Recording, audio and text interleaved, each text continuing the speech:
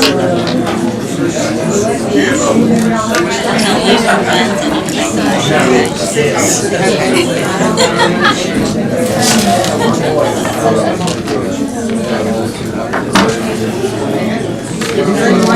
going to be make a motion to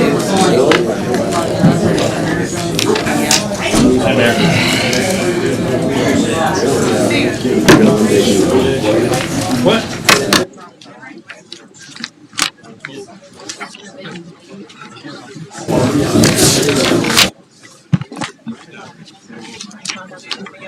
He never answered me back as far as what it was. Whatever it was you saw, he said it smelled, like you could smell the chemicals for hours. Pretty much all of it, but he never answered me back. All right.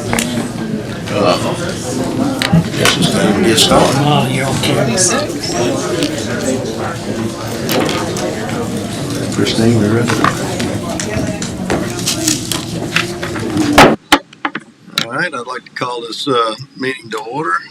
Welcome to everybody to join us here for our regular meeting on Tuesday, May 5th, 2026. I'd like to announce all the aldermen are present. And would like to ask Dr. Mike Barnett to lead us in invocation, and Alderman Kevin Wade will lead us in the pledge. Let's pray. Our Father in heaven, thank you very much for our beautiful city. We thank you for our mayor and our board of aldermen. I pray your blessing upon them and their families. Give them wisdom they need to make decisions that affect our lives and for the betterment of the city. Thank you for everyone in this room who cares about their city to come and conduct business and hear and learn and understand the business of the city. I pray your peace would be upon these proceedings tonight. In Jesus' name we pray. Amen. Amen. I pledge allegiance to the flag of the United States of America and to the republic for which it stands, one nation, under God, indivisible, with liberty and justice for all.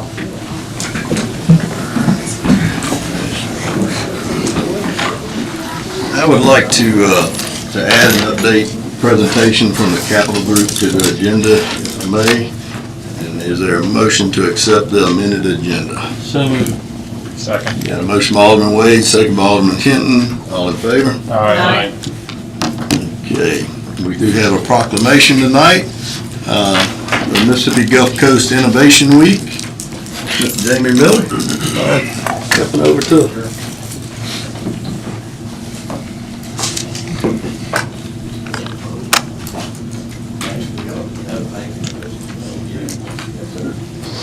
So we have recognized May 18th through the 22nd, 2026 as Mississippi Gulf Coast Innovation Week, whereas the Mississippi Gulf Coast, including Hancock, Harrison, and Jackson counties, and their municipalities work collaboratively to advance economic development, innovation, and quality of life. Whereas the region is recognized for its growing blue economy supported by maritime industries, research institutions, entrepreneurs, and technology-driven partnerships. Whereas programs such as Gulf Blue Navigator and Startup Gulf Coast help connect innovators and startup companies with mentorship, capital, industry partners, and resources needed to grow. Whereas Mississippi Gulf Coast Innovation Week, held May 18th through the 22nd, 2026, will bring together entrepreneurs, investors, public officials, industry leaders, and community partners to celebrate innovation and strengthen regional collaboration.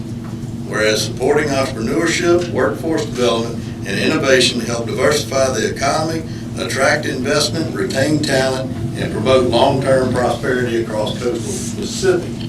Now therefore, I, Bobby Cox, Mayor of the City of Ocean Springs, do hereby proclaim May 18th through the 22nd as Mississippi Gulf Coast Innovation Week in the City of Ocean Springs, and encourage residents, businesses, educational institutions, and community organizations to support innovation, entrepreneurship, and continued regional collaboration. Man, that was a lot of long words.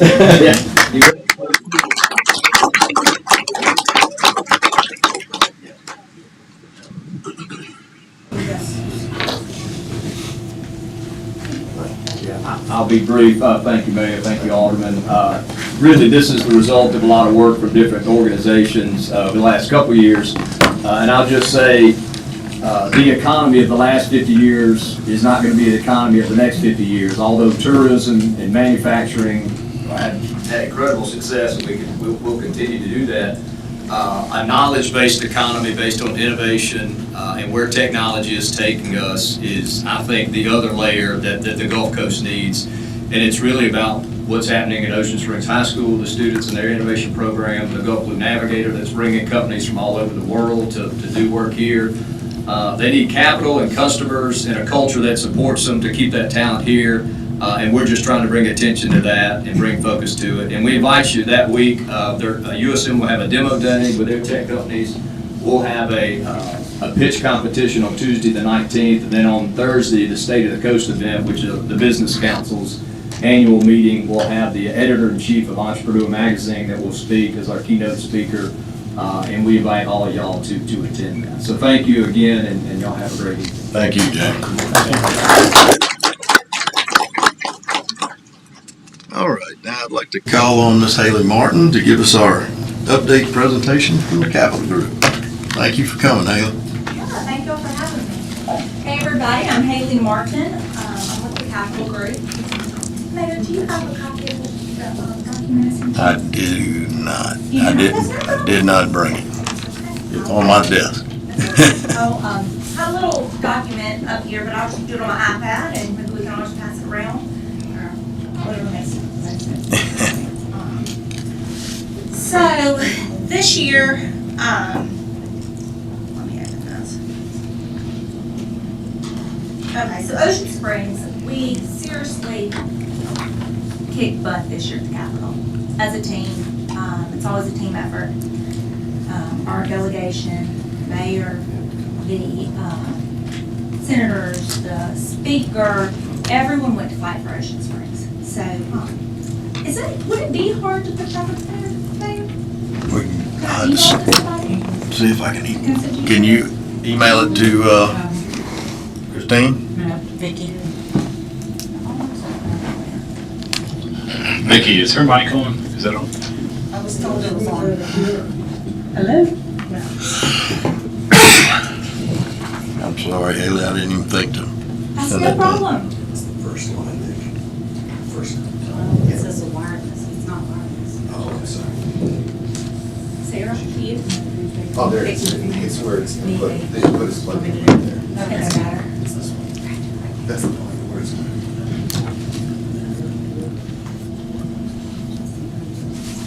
Thank you. Hello? There. Okay.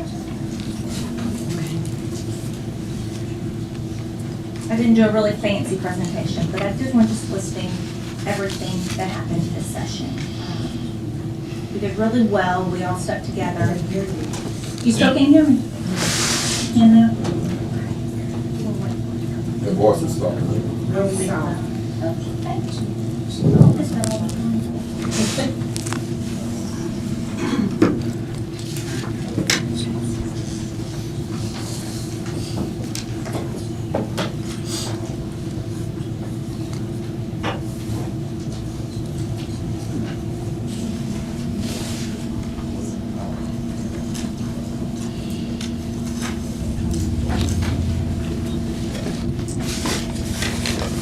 Just send it to Christine. It won't pull up.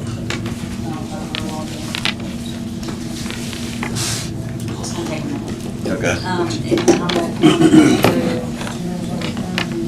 Tell you what, Haley, while they're doing that, let's cover our public hearing. We'll bring you right back up. Sorry about that. I did not forward it to them to put on the. Okay.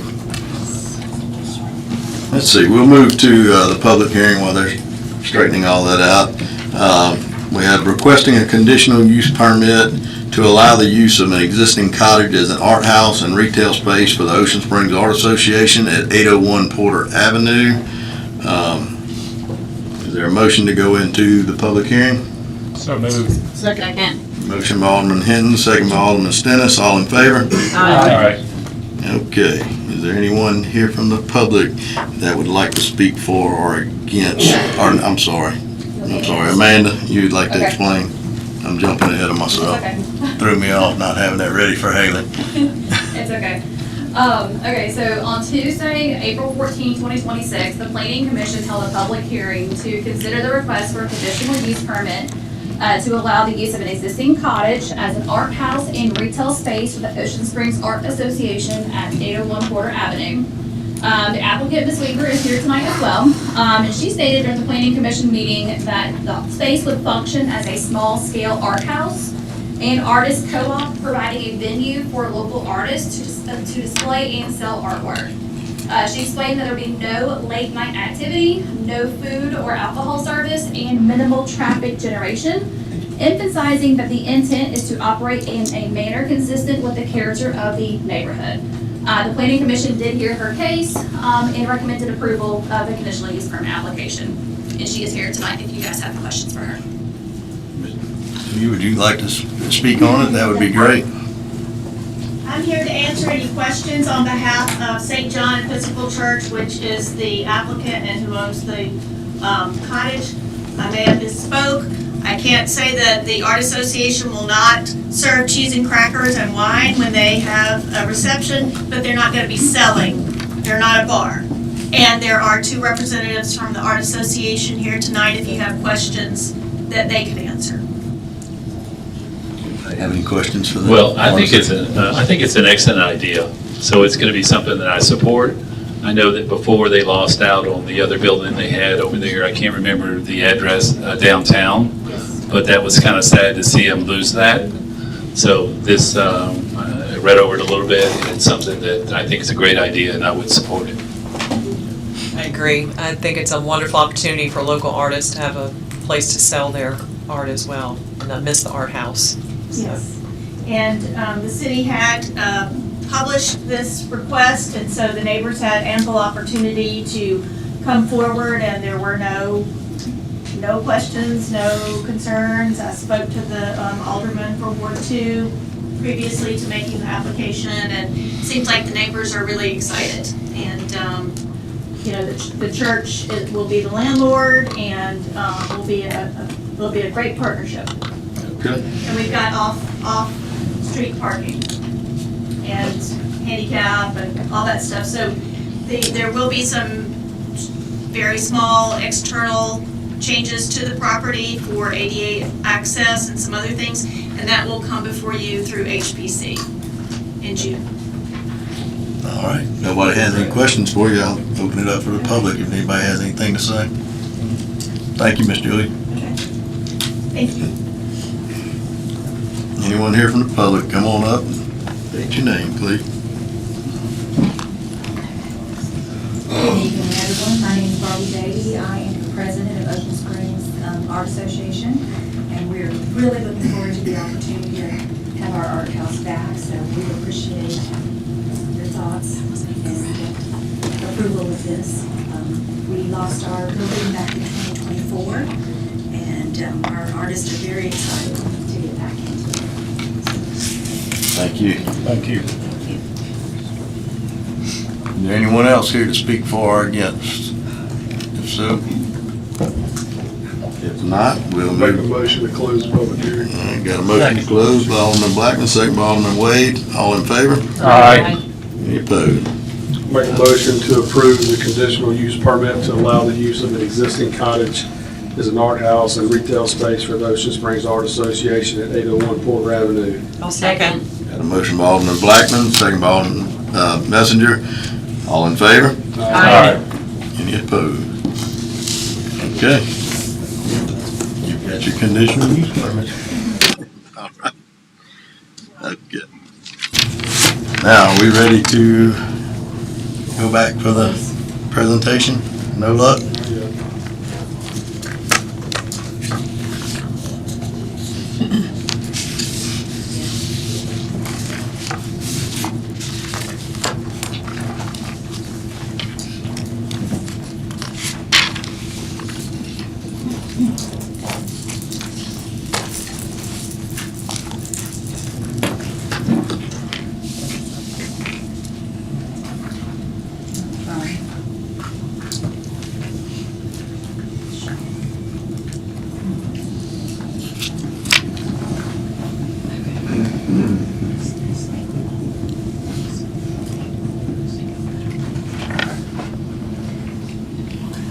Can you at least play the Jeopardy theme song while we're waiting? Go on to public comment, she's gonna go put on a thumb drive and then. Oh, okay. We can move on to agenda public comment. The public is invited to address the board for up to 5 minutes each for a maximum period of 30 minutes, only regarding issues listed on this agenda. Please identify yourself and the agenda item. Anybody on this side of the room like to address the board? Anybody in the middle? Yes, ma'am, come on. I would like to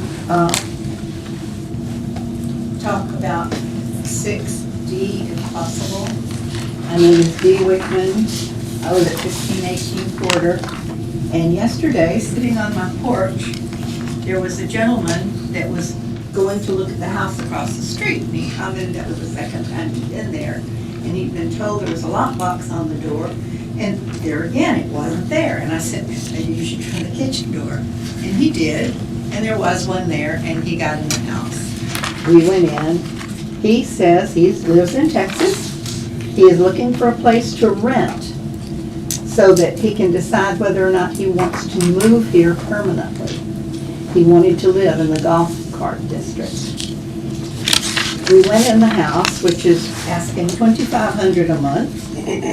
And when we left, he said, that place really needs work. I wouldn't pay that for it. I drove around and tried to show him some other places. We went by the house on Pine, which had been having a for rent sign, which is no longer there. So I am appalled that there are more and more and more short-term rentals, and we don't seem to have very many monthly rentals for people who want to actually live here. So I have heard and heard and heard how, we're going to limit the number of short-term rentals, and yet living there on the corner of Porter and Ward, there's several on Ward, and another one that just, I think, last month asked to do it. And so I would like for us to turn our attention to seeing if we can't provide more information about long-term rentals for people who actually want to live here and become a part of it. Thank you. Thank you. Thank you. Anyone else like to address the board? Come on up, Bill. Bill Batterton, Ward 1. Two things. Short-term rentals. Saw a sign in my neighborhood, we're getting one on in Culioca. Somewhere, so we got to draw a line on it, somewhere. Okay. Now, golf carts and parking. I can't agree with you right now. You had a problem about this before it was a problem. When you were thinking about putting lines in the street saying golf carts, you had a parking problem then. Who was gonna park where? You took a, let's wait and see. Now we're here. Now we got a problem, okay? Let's put some notes together. I would like for you, the mayor, and the board of aldermen to step back on this. You're knee jerking. You're driving forward. Yeah, there's a parking problem down there. But you didn't address complete chapter 14. Okay, motor vehicle traffic articles. I've provided information to 3 aldermen in the past. This very topic. Stop streets. Okay, supposed to be a no turn on red, Ocean Springs Road. Bobby, we've talked about that more than once. You put it on the state. Okay, 30-mile-an-hour speed limits. 200 feet from Path Road, Ocean Springs Road, no 30-minute speed line signs. Why? Golf carts can get out of Magnolia Bayou. Okay? 15-mile-an-hour speed limit signs are not up on Ocean Springs Road from 90 to past the roundabout. Red and black ones, or orange and black ones, that's a caution. Correct, Chief? Okay. 15-mile-an-hour speed limit signs were not part of the contract when they redid Ocean Springs Road. I went back to the bid drawings and I looked, double checked.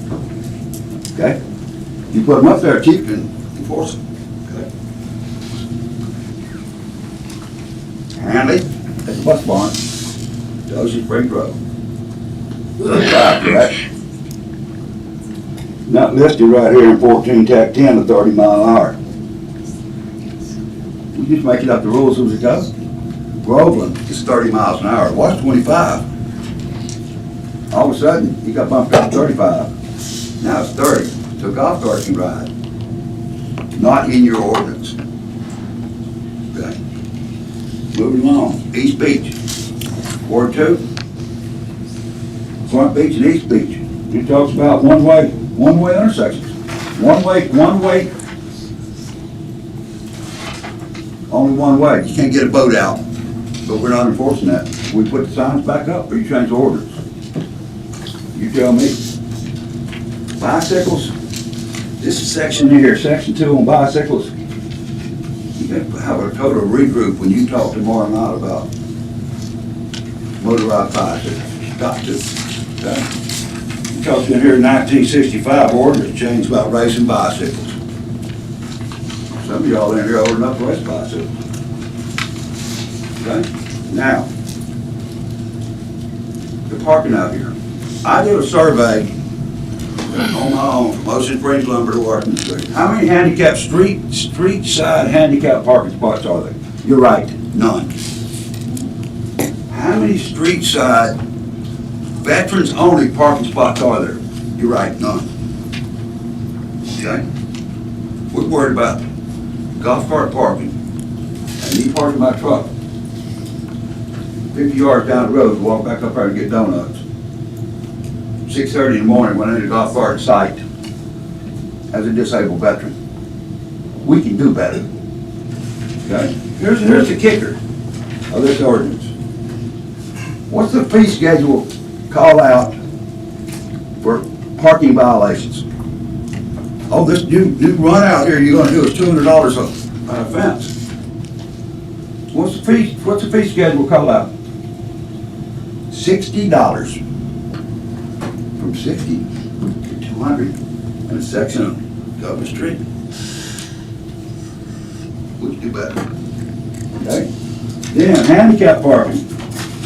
What's the normal fine for parking in a handicap spot when you're not supposed to be?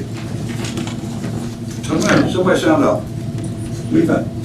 250. You see that number a lot. You move around the country. 250 to 500. Okay. Your ordinance says it's going to be $100. Fee schedule shows it's going to be $110. What do we believe? What do the citizens expect to believe? We deserve better. We need a clean ordinance, a very clean ordinance that citizens can trust. Can't trust it now. Here's the big kicker of this ordinance. Stop signs, yield signs, handicap signs. That each department head have a finger in that item, know where every stop sign, yield sign, handicap sign is in this city. Absolutely not. Because 27 years I've lived on my street, it wasn't updated. Here recently, new developments have been updated. It's a developer's responsibility. But department heads hold these developers responsible to do their job correctly. In the end, citizens deserve better. Anybody else like to address the board? Come on up, Mr. James. Good evening, James Lewis. Mine is 6 Charlotte. Review of the May 17, 2022 minutes. When I looked at this and I printed off at the house, I said, it's got to be a typo. Then when I get here, they said, no, it's not a typo. But the key thing is that I don't think anyone in the audience even knows what happened in the review of the minutes of May the 17th of 2022. So we didn't have any idea what we were trying to go back in the digest, but he put down our throats. And that's a very concerning issue for me to see this on the agenda. But I don't have a clue. I don't have a copy of the information. Thank you. Thank you, Mr. James. Anybody else like to address the board? Anybody on the left? No? All right, we'll move on. Can we go back to the presentation now? All right, Ms. Haley, we're ready.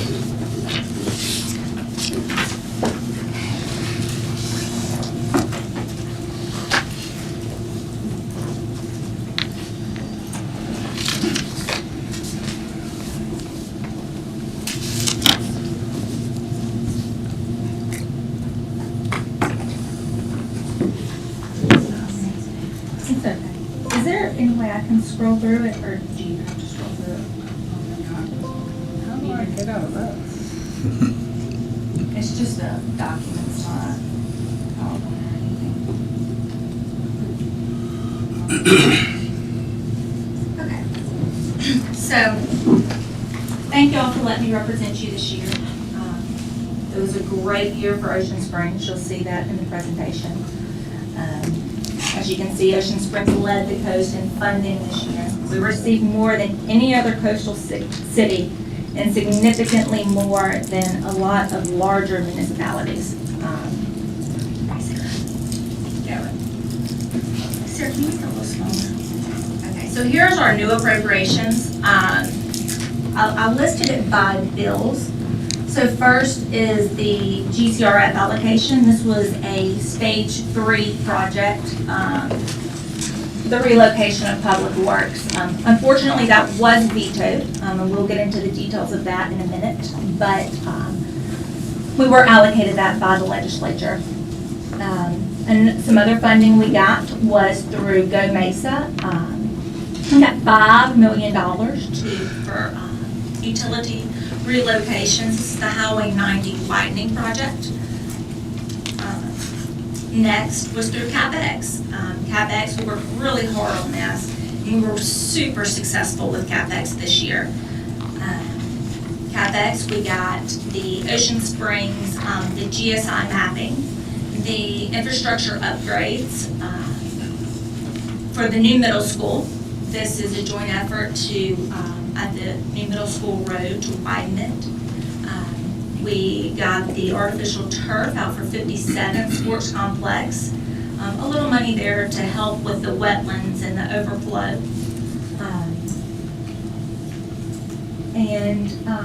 Highway 90 entrance, a welcome sign. And then our largest allocation CapEx is for the community as a whole. It's to do the lights for downtown wayfinding, beautification, sidewalks, just a lot of different things that this one item can be used for. And those are our largest CapEx item for $1.5 million. We also, thankfully for us, we have had some sidewalk money that we have worked on for years to get the wording changed. It got caught in lawsuits, the statute of limitations to use the funding on East Beach for sidewalks was maxed. We could not use it anymore. So we have found a way to use the money with sidewalks throughout the city for $1 million. That's a DFA appropriations. And then, although we're not directly allocated to Tidelands in the Tidelands bill, the governor's office has discretion through DMR, and they gave us $500,000 for Front Beach retaining wall improvements that we should be seeing in October. So total, we came out at $9.25 million of newly appropriated funding. The veto. So we all know our public works project was vetoed. It was vetoed. We had submitted applications in the past for this project, but we did not submit one currently for this year. So we had a vetoed item by the governor.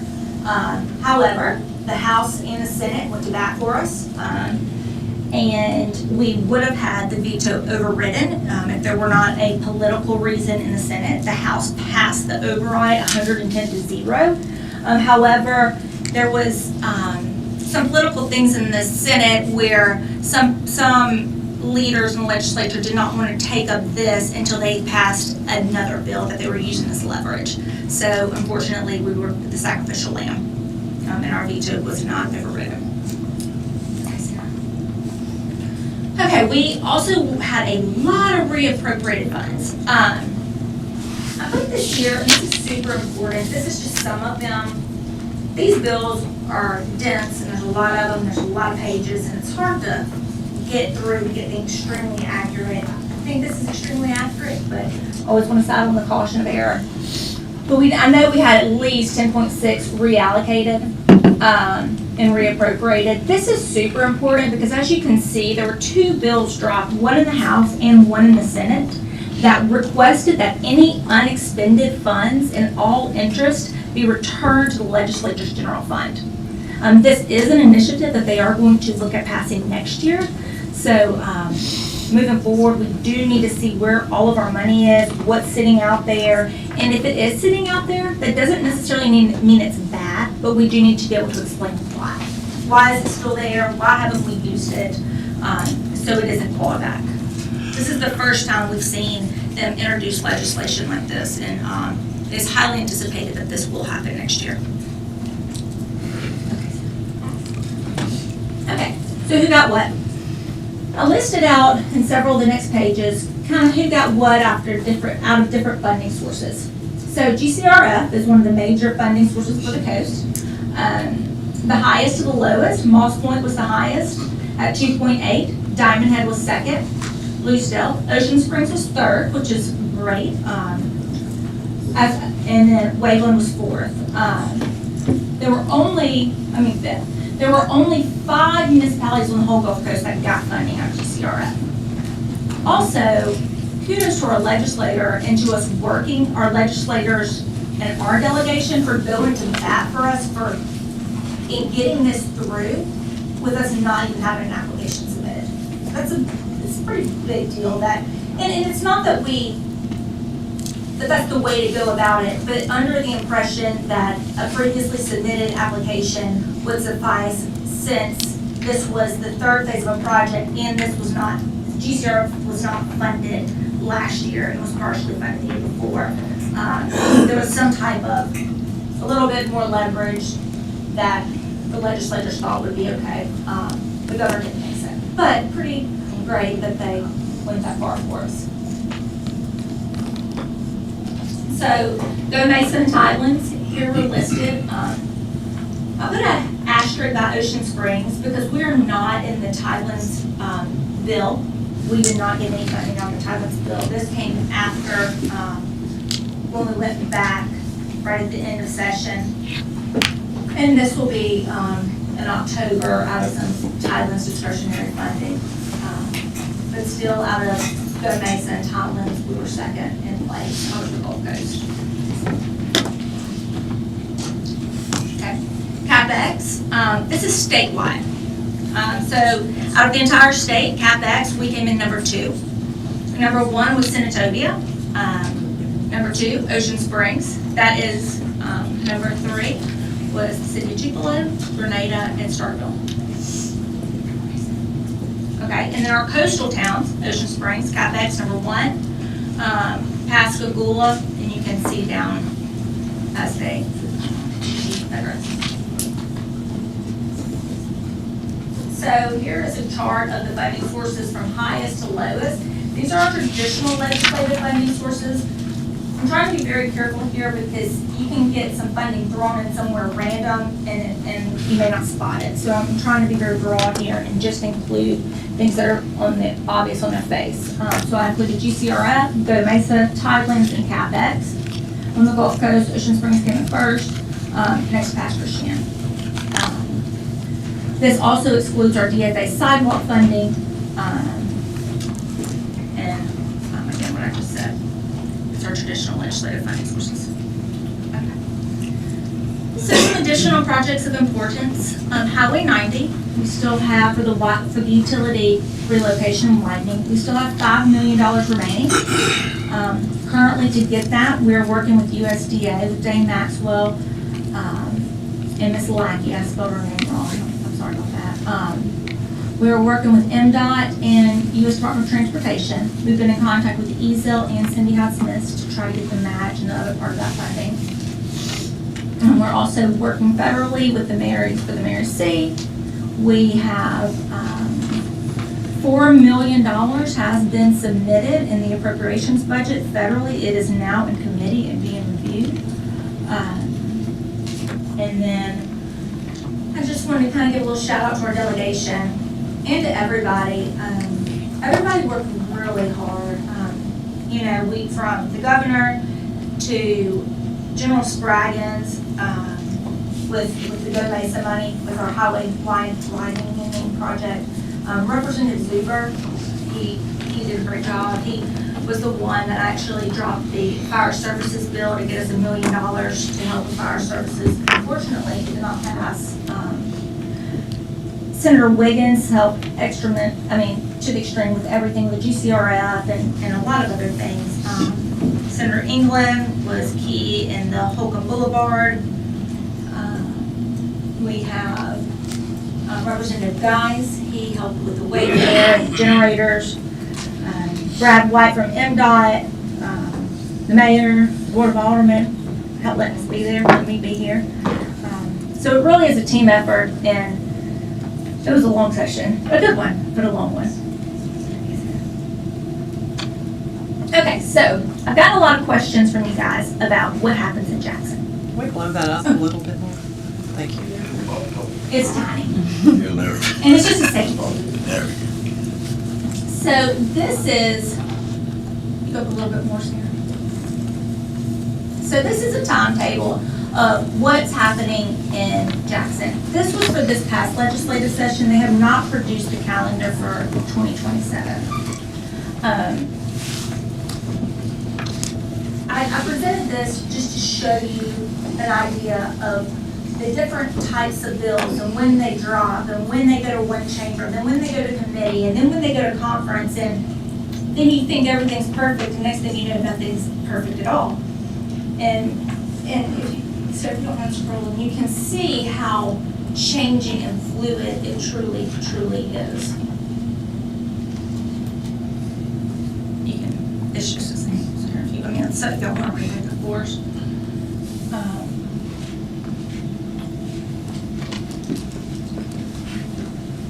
We're going from one chamber to another chamber, back to the other chamber.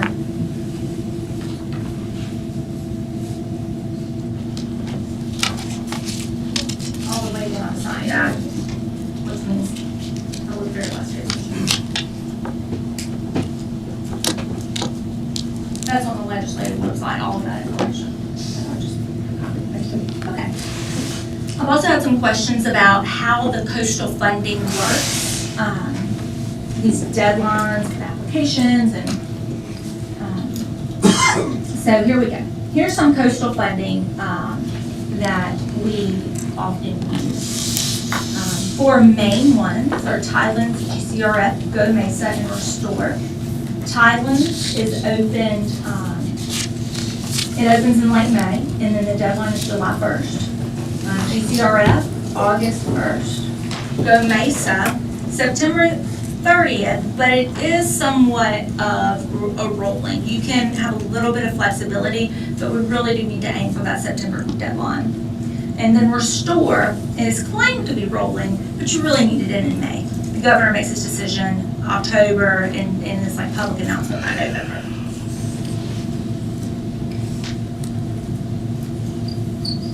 So what are these used for? Tidelands or water access, so piers, waterfront improvement, shorelines, GCRF. That's the most flexible. Tourism, economic development. You can use it for roads, drainage, Go Mesa. That's a lot of water, sewage, flood mitigation, and restores environmental, large-scale projects. But GCRF is our most flexible pod for infrastructure and economic development projects. Haley, could you send us the timelines and this second one? Absolutely. The whole thing. Or Yeah. or the whole thing, The yeah. entirety.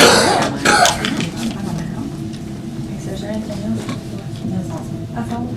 So that is our session. We did incredibly well. I would say out of the traditional funding sources, we were a top earner, if not the top earner of any municipality. I say that carefully because there can be money in a lot of different places. But to Does anyone have any questions? Well, I just want to say, you know, we started out pretty gung-ho, and we had some bills dropped early that did not pass. I know you didn't cover those in here, but we did go after fire truck money, went after several that didn't come through. And you are so right. One day you go up there feeling like you're coming home with a pocket full of money, and the next day you wake up and say, what happened to it? You know, we did very well, but we were asking for a lot. So for my first year up there in this position, I feel like I learned a lot. I want to thank you for the guidance that you gave me. And I feel like we did the city right by the work we did. So now we just got to keep the work going and get some federal dollars, and hopefully we can help the Mary C. finish our widening on the highway. But I've got to say, all the years I've been on this board, I didn't realize exactly the meetings. I mean, I think you talked to every chairman in the House, in the Senate. I really think you did. And you chased every avenue possible to land the monies we got.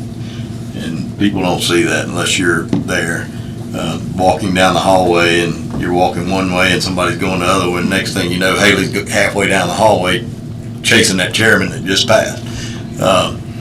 But thank you very much for the work you did. I appreciate that. And if any of y'all have any questions for us, that's fine. I just want to say thanks for keeping us informed and, you know, meeting with us when we called you and said, what is going on, you know, and you would explain it very clearly, and we appreciate it.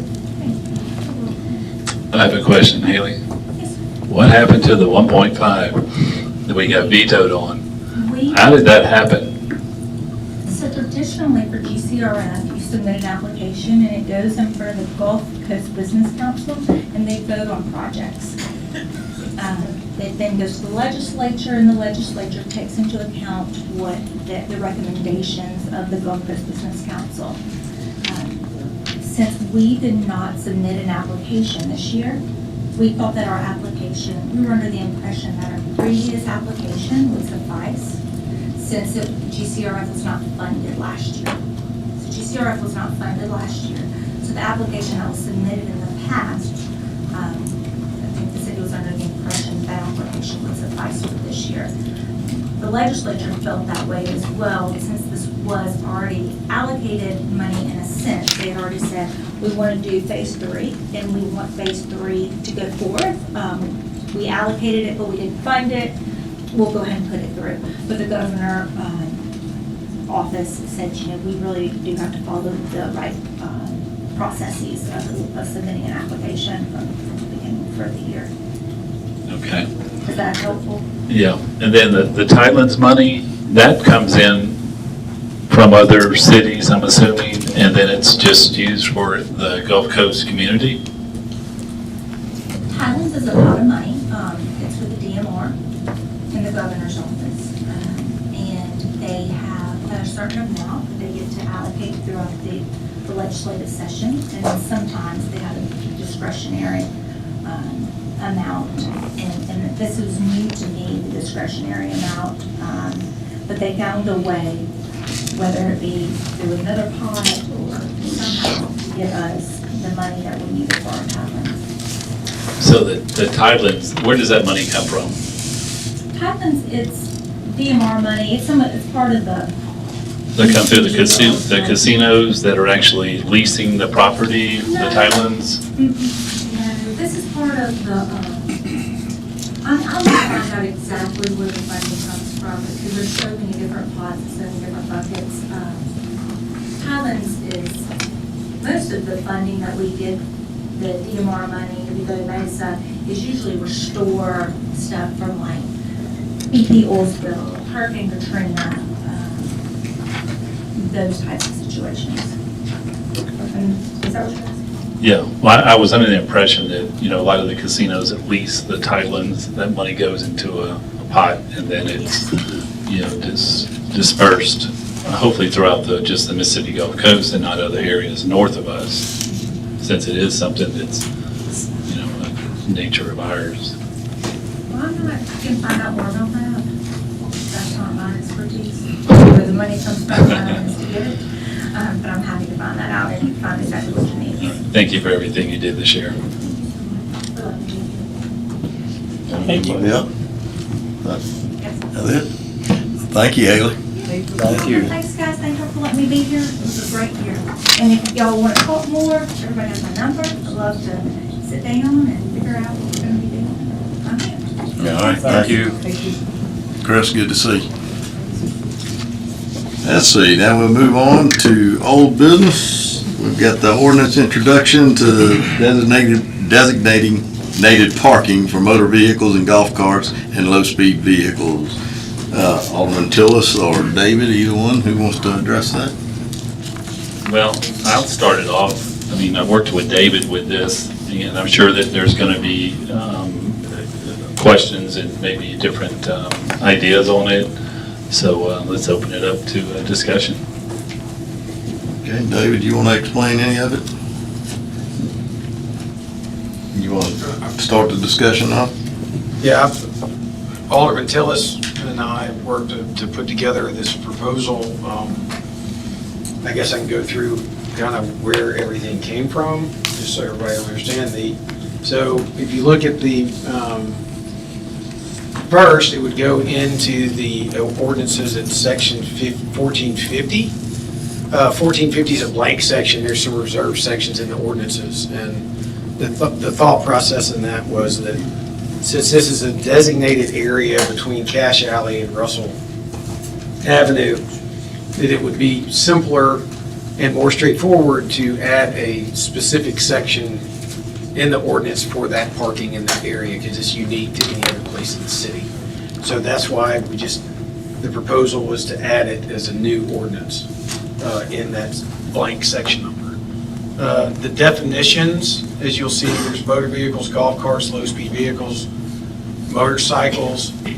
Those vehicle definitions come from Chapter 14, which is the vehicle,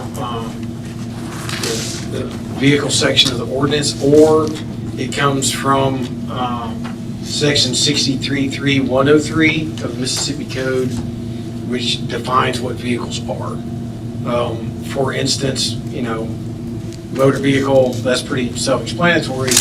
However, the ordinance, the code, the Mississippi Code, does not have a definition of a golf cart or a low-speed vehicle. So we use that from the golf cart ordinance that's already existing in the city. Move on down to the designated parking spaces. Because of where they are, we did include a map to try to color code those spots on Government Street, so that it would make it easy for everyone to understand, particularly when you publish the ordinance, so that people would understand where you're talking about and what spots you're talking about. All those spots are already pavement marked. We are working with, I think Sarah Harris is getting a recommendation from the engineering. There's been a question about signage, to get a recommendation of how many signs you need to have, where they need to be located in those areas. That's not part of the ordinance, but that would be something that the board would need to consider. And then simply, golf carts parking golf cart spots, vehicles parking vehicle spots. Because motorcycles are kind of a separate statutory animal, they get to park in either. They'll fit in either. They just have to follow the same rules that they normally follow with parking. I heard a comment about the fine. That was just really kind of a number as a placeholder for y'all to talk about what you wanted to do. The idea was not to make it escalating for the sake of the police department, so they're not having to track how many times somebody gets a ticket and whether it goes up, particularly considering that you have golf cart rentals and you're going to have people that are just going to be in town one time, and it might be tracked to the same golf cart multiple times. So, that was the idea there. All other parking restrictions under current ordinances in Chapter 14, I think is Article 3, which is the stopping standing parking, would still be in effect. Like, for instance, if the car is parked, if a car is parked in the same spot for over 24 hours or is broken down or is abandoned, or all of those same rules still apply, just like if you're parking anywhere else in the city. So that was what Alderman Tillison and I kind of put together, and that's where this came from. So, y'all. Anybody have any questions? I've got some comments or Okay, things go I'd like ahead, to talk about. All right, sorry. So one of the things that I think would be important, and I'd sent some of this to David ahead of the meeting, is our purpose. I think it needs to be spelled out, legally defensible, why we're doing this. So things such as we're doing it to improve traffic safety, promote efficient use of limited downtown parking, accommodate a safe integration of motor vehicles, golf carts, low-speed vehicles within designated areas, and that the mayor and the board find that clearly designating parking areas will enhance traffic flow, reduce congestion, and improve accessibility within downtown corridor. Now that's my words, but the gist of it is, I think we need to have a justification or a purpose in this ordinance at the top. Yeah, that sounds good. Yeah, I agree. That was one thing. I already had pointed out the motorcycles. David explained that they have the luxury of either a golf cart or a vehicle spot because they have a license plate. Essentially, they kind of fit that interesting category. The other is I did want to talk about the fee schedule. And I don't know if a $200 hit for a first time, it could be somebody's only time in town renting a golf cart, and they get hit with a $200 fee. How likely would they come back? I don't know, and I'm not saying that they should park there, but like Mr. Betterton pointed out, we're already assessed at 60 to 200 in this 2-block area is a huge jump. So I don't know if it's because it's a non-moving violation. Is it harder to track a progression? I don't know the thought behind the... No, I think it was just a starting point, so probably everybody kind of give their input. Maybe that is on the high side. Well, Those are my 2 points. she's talking about gradually each offense, your fee goes up. The reason for that Is that more similar, that's pretty much what David had mentioned. Rental golf carts will be probably some of the culprits, and Yep. the same cart rented by different people, how are you gonna track that? I mean, that's my question. If it's a non-moving, if it's a parking fine, it's not like they're driving, right? So parking fees through the city that's with this ordinance, the fee amount, which I don't keep up with the fee amounts because they do change, but the parking offenses in our city do have one fee amount. So, and like you're saying, if it's something progressive, that's something the courts department would have to take on themselves to track. That'd be a whole other system of tracking a progressive increase for repeat offenders under that parking violation. So I think that's kind of where maybe that mindset, I wasn't spoken to about this, but I guess that's how that mindset was on that whole process. Can we take that part out, the progressive part of it? Yeah, well, it's not in there. It's set for a fee, and the $200 are just a starting point in the discussion, because But we we could discussed lower it. it. We Yeah, could, yeah, we need to set it, just figure out what the fee would be, and we'll. but that's the other thing. I guess if it's getting abused, then if, let's say the idea would be to lower, and that doesn't deter it, then maybe we have to revisit. Yeah, we can.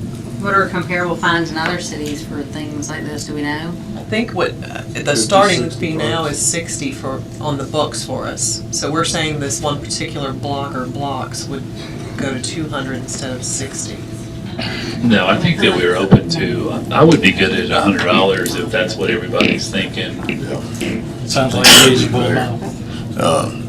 Rob, didn't you think that was maybe a fair amount? I think it should be less. I think it should be whatever a regular parking ticket is.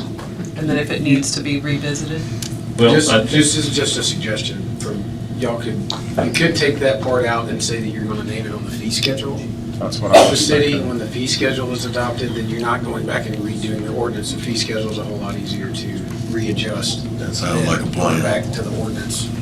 And y'all set it for whatever amount you want. That would be the best. You can tag it to the fee schedule. Make that change to to the ordinance. So let's say we change the amount to just say according to fee schedule. And then if Rob's idea of 60 stays unless there's a reason we think it needs to change. 60 seems a little low. I think you're gonna have a higher propensity for people, you know, there's more influx of people in that area, more golf carts in that area. I think 100's reasonable, 200 maybe a little high, 60 I think is a little low. I think starting out, you know, if it's set as a fee schedule, you know, start off with 60, and if we do have a problem, come back and address it, and, you know, we can always go up on it by doing a fee schedule on it. I think it's better to make a first impression personally and say work for us in the future, but maybe I'm a little, sorry. Well, I think if you follow what he said, just go with the fee schedule and whatever the parking tickets are today, that's what they'll be. And then if the fee gets changed, then they'll go up. And then I talked to David about this, about the ADA part. And you had mentioned within that footprint, there's spots in fallows, public parking. Does that equate to street parking because it's a public parking lot, or is that does it need to be on the street? I could not, since this issue came up this afternoon, I was not able to find any regulations regarding ADA compliance specifically for street parking as far as numbers. There are some regulations about slope and width and those sorts of things. But what we were able to determine is that you have to have if you have 25 parking spots in a block, you have to have one ADA compliant or in the area. And after looking at the numbers of parking spots that Sarah helped us with, in those, because of the numbers of spots, and then there's actually an extra spot in fallow. You have to have one for every 25 parking spots generally, or 4% if you have like a big parking lot of over 100. So there's 4 ADA spots in fallow. That parking lot only has 60 parking spots, and it's in the same, it would be classified in my interpretation in the same area.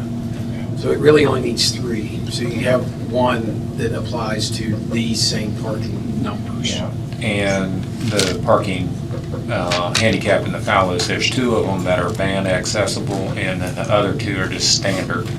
So for every 25 you have to have 1 van accessible, and for every additional after 25 you have to have a standard ADA handicap.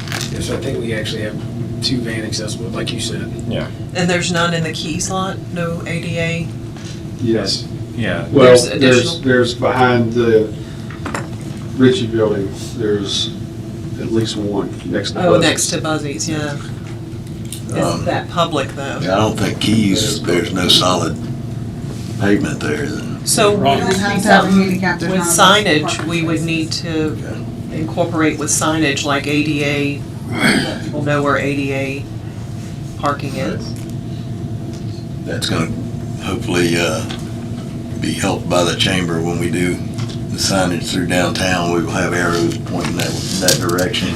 But also one thing I was thinking, and just thinking, there really isn't room to do a ADA parking spot on the street. Yeah, it's gonna be tough. As far as the width, the roadway's not wide enough to actually have a full ADA And in this handicap spot. area, there's, if I'm not mistaken, there's like 9 vehicle spots. What sends it over 25 is the 23 golf cart spots. And the reason there's so many is because of the width of the road. So it was no parking or golf cart. Like, we try to accommodate the public as best we can without eliminating any kind of parking. Yeah. So in this little stretch, there's really only 9 vehicles. So that technically doesn't qualify for needing a handicap as well. Just a thought. And a lot of people think that those spots were put there only for golf carts. People driving golf carts. They don't realize that it was put there to keep people from knocking their mirrors off. Right, those were put in for pinch points to give room for the roadway, So we'll revise and then come back, and then if it gets approved, there's a 30-day period, which would give us time for signage. Unless it's unanimously Go up. approved, right?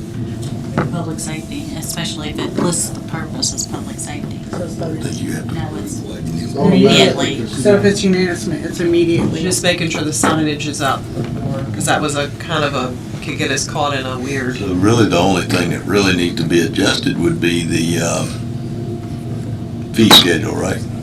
And just putting the purpose at the top. Right now, the fee schedule has parking violation other, and so it would be covered by that to $60.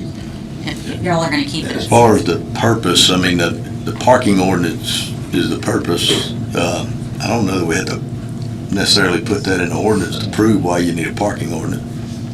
It would be a stronger ordinance. Go ahead, Dave. I think you could. You have broad authority for public safety under what they call the home rule, which is 21.15, I believe. I think that's the statute section. But that's the statute that gives municipalities the authority to create ordinances and legislation to protect the public health, welfare, and safety of its citizens. So if you want them, just redraft the stated purpose, you can certainly have one, but I think you certainly are legal grounds to be able to do it otherwise. We'll just wait for them to Sounds good to me. draft it and bring it back. Have to decide on a fee. I also liked what Mr. Betterton said about veteran parking. I would like to see something That's a like good- that if possible. Because I thank them for their service. That's the least we can do. Yeah, it's a good idea. All right, we'll move on to the civil service appointment. Vicki will tally the votes. Is there a motion? I'd like to make a motion to appoint Civil Service Commissioner Jim Thompson to the Civil Service Commission to complete the unexpired term ending September 30th, 2029. I'll second. Okay, got a motion by Alderman Messenger, second by Alderman Pfeiffer. All in favor? Aye. Any opposed? All right. Congratulations, Jim. Okay, item C in old business, review of the May 17th minutes. Alderman Stennis. Yeah, I would like to make a motion to correct the minutes of May 17th, 2022 board meeting to accurately reflect the agreements that were authorized by the board and executed by the parties in August of 2022. Second. And that brings us to a little discussion. Well, you got a motion and a second for a discussion for sure. I don't know how we would change the minutes that another board put in place. Well, they have been changed without the board approval, but I'll go on and let you and discuss what I want to discuss about this, and we can go from there. If the board chooses not to do it, so be it. But to address this motion, it's relevant for us to focus on just May the 17th, 2022, nothing past that date.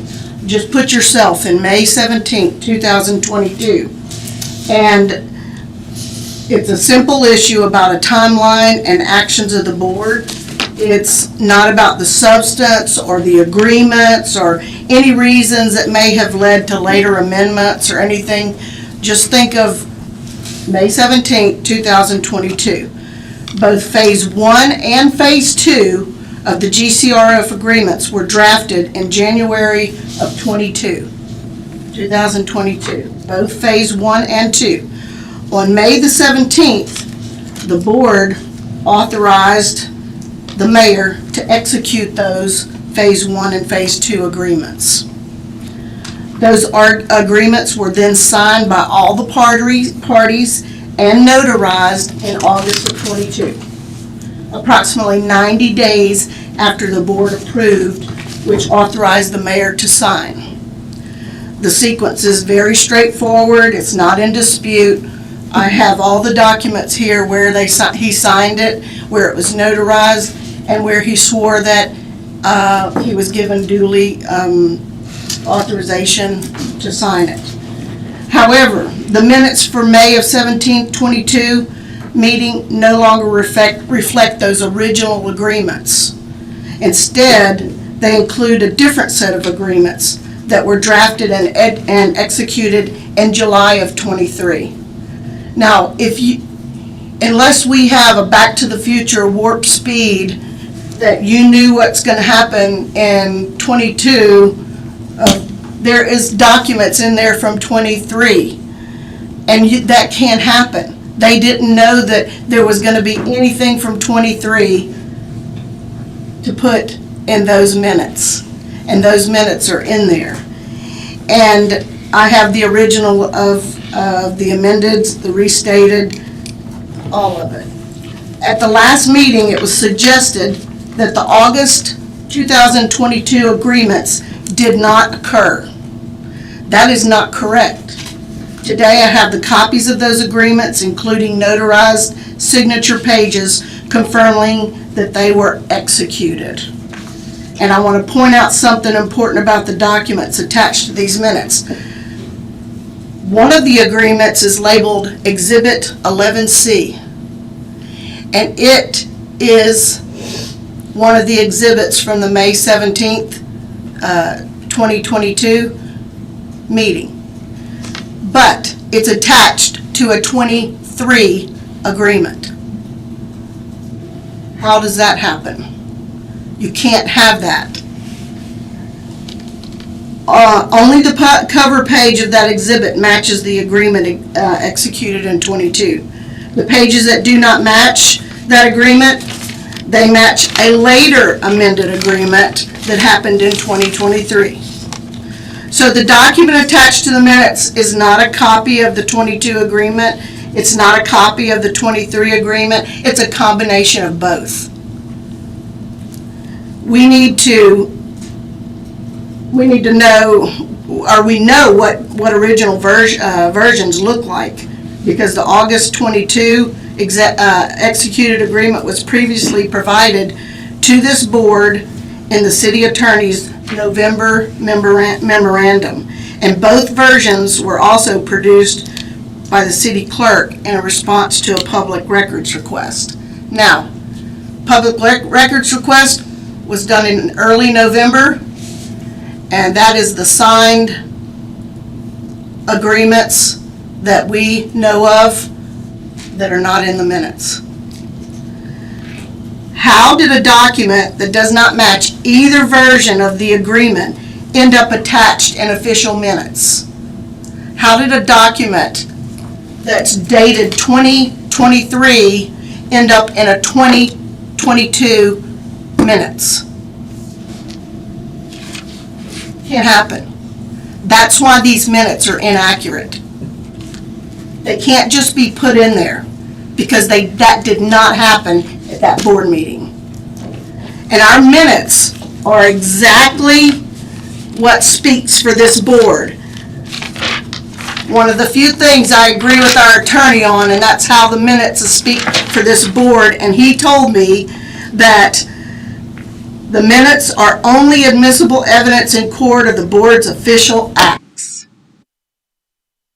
So I think it's important to ask how those minutes, how did a document that doesn't match either version of the agreement end up in our minutes? To be clear, I'm not addressing why amended agreements may have been executed at a later date. That's for a whole different day. I acknowledge that funding timelines can change and that the GCRF agreements are often amended and reinstated.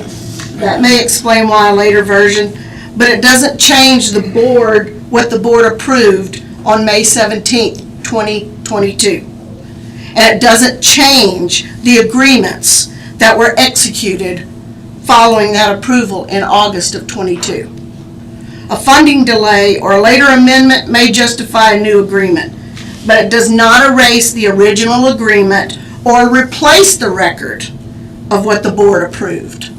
You can't just replace 23 documents in a 22 set of minutes. Any amended or restated agreement would require its own board approval and a record of such in the minutes. It does not retroactively change the minutes of a prior meeting. So the issue before us is narrow. Do the minutes accurately reflect the action taken by the board on May 17th, 2022? They do not. I'm asking that the board remove the minutes, 2023 minutes out of the 22 board minutes. Mr. Mayor. I would like to ask our city attorney to address this and give some explanation of how we have come up on this today. David? So, Matthew, one second. My head is spinning. Yeah, it's very simple. Are we talking about the 1515 parking garage? Yes, sir. Okay. Yep. All right, go ahead, Matthew. Go ahead, Dave. So, a lot of this information was, everybody, I walked into this issue when I became the city attorney back in June. So I wasn't here in 2022. I wasn't here until 2025 in the summertime. So a lot of this investigation and reading of documents and finding out where documents were and what they were was based on my efforts to explain it to the board of how you got where you are. I think that based on that investigation, the GCRF is an odd animal. I think that if Haley was still here, she'd probably tell you the same thing. In the precise manner in which those grant agreements come about, it's my understanding those agreements are drafted by MDA. And when they're ready, they send them down here to be executed, or to whoever. With the particular 2022 grant agreement that Alderman Stennis references, it's my understanding that grant agreement never went into effect with MDA. Hence, that's why it's notarized, though. I understand. I didn't say it wasn't executed, it just never was acted upon by MDA. That's why MDA sent a restated grant agreement that is in the minutes. The philosophy of why it was done the way that it was done, I wasn't here, I can't speak to that. But that's the agreement that's in the minutes. So when you talk about amending minutes, I did do some research on that. I did not find a single case under Mississippi law where any legal authority was given to a successor board to amend the minutes of a prior board. Just didn't find it. I'm not saying you can't do it, other than I haven't found any specific legal authority for you to do it. But I did find one case. And that case is the case of Stockdale versus Hales, 730 Southern 2nd, 539 from 1998. When you read case law, you have to look at the facts about what happened in the case to draw a comparison to what you may want the case law to say. So the facts of Stockdale versus Hales is simply this. In 1996, there was a board of supervisors who granted a bridge contract. It was actually in Pearl River County. Granted a bridge building contract to a contractor. They did not take the lowest bid, they took the second lowest bid. Obviously, Mr. Stockstill was the lowest bid. And he filed a lawsuit against the board about why they didn't take his bid, essentially. And that board of supervisors amended its minutes from May of 1996 and August of 1996. It was their own board minutes to provide additional rationale for why they chose the second lowest bidder over the first lowest bidder. And the Supreme Court analyzed that action. And they adopted a ruling from a case in Alabama, City of Guntersville versus Walls, from 1949. But what the Supreme Court said was this about the ability to amend minutes. It says, in paragraph 23, a governing body such as a board of supervisors or city council, and this is important, so don't lose this, we'll have to come back to this, with proper notice to any party who acquires rights under the original minutes, can amend those minutes to ensure they speak the original truth or further explain the original rationale of the action. I'm going to stop there. So what the Supreme Court said, and y'all are all intelligent people, is that you can amend the minutes as long as you give notice to those people who are affected by the decision. So in considering this, you would have to give notice to the MDA and probably the OS 15 development folks. And you would have to hold a public hearing about what amendment you wanted to make to the minutes to the extent that it may affect their rights under the contract that you're talking about. Mr. Harris, can you? Hold on, let me finish. I'll take any questions you want to. The Supreme Court also said, though, it cautioned, it said such amendments may not be used to invent new reasons for the governing body's action or to collaterally attack a particular vote. A collateral attack on minutes would be to amend minutes and then to attack the validity of the action taken in the minutes after you amend them. That is a collateral attack. A direct attack on minutes or actions of a board is done by a bill of exception, which can be filed within 10 days of the action taken by the board. So I would caution that if the intent of any amendment to the minutes would be so that you can then attack the amended minutes, then that's specifically prohibited by the Supreme Court. Okay, then how do you explain 2023 document in a 2022 minutes? There's no way that you can go and put it in after the minutes have been said. That is illegal. I can't explain that because that was the action of a prior board. I don't have any explanation for it. And I don't think anybody on the board, and if you went to it, if you challenged the minutes, if someone challenged the minutes, the only thing admissible in court is the minutes. You don't take testimony of board members. You don't do any, the minutes stand as they stand, and right now, the minutes stand as they stand. They are what they are. I just don't, there's just not any, I'm not saying y'all can't do something, but I'm just saying there's been no legal authority with the Supreme Court that said, yes, what you're doing that is okay. So we don't know how the 23 minutes got put into, the 23 document got put into the 23 minutes. But they can't be taken out because they're in there. Is that what you're saying? I'm saying that you cannot take them out to attack the action of the board. But the minutes don't show that those were the actions that were taken. You're asking a good question because there's no legal authority that I could find. But there's no law that says you can't, and so in that case, it's not illegal. It's not wrong unless the law stipulates otherwise. Is that correct?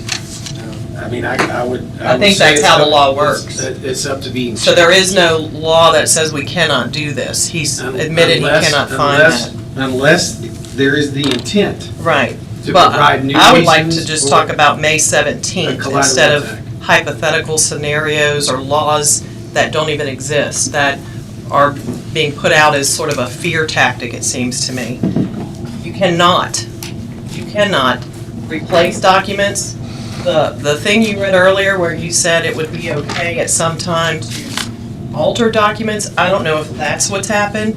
All we can speak to is on May 17th, Phase 1 and Phase 2 were approved. In August, they were notarized. What you do after that, that's another day. May 17th, 2022. 2023 had not happened yet.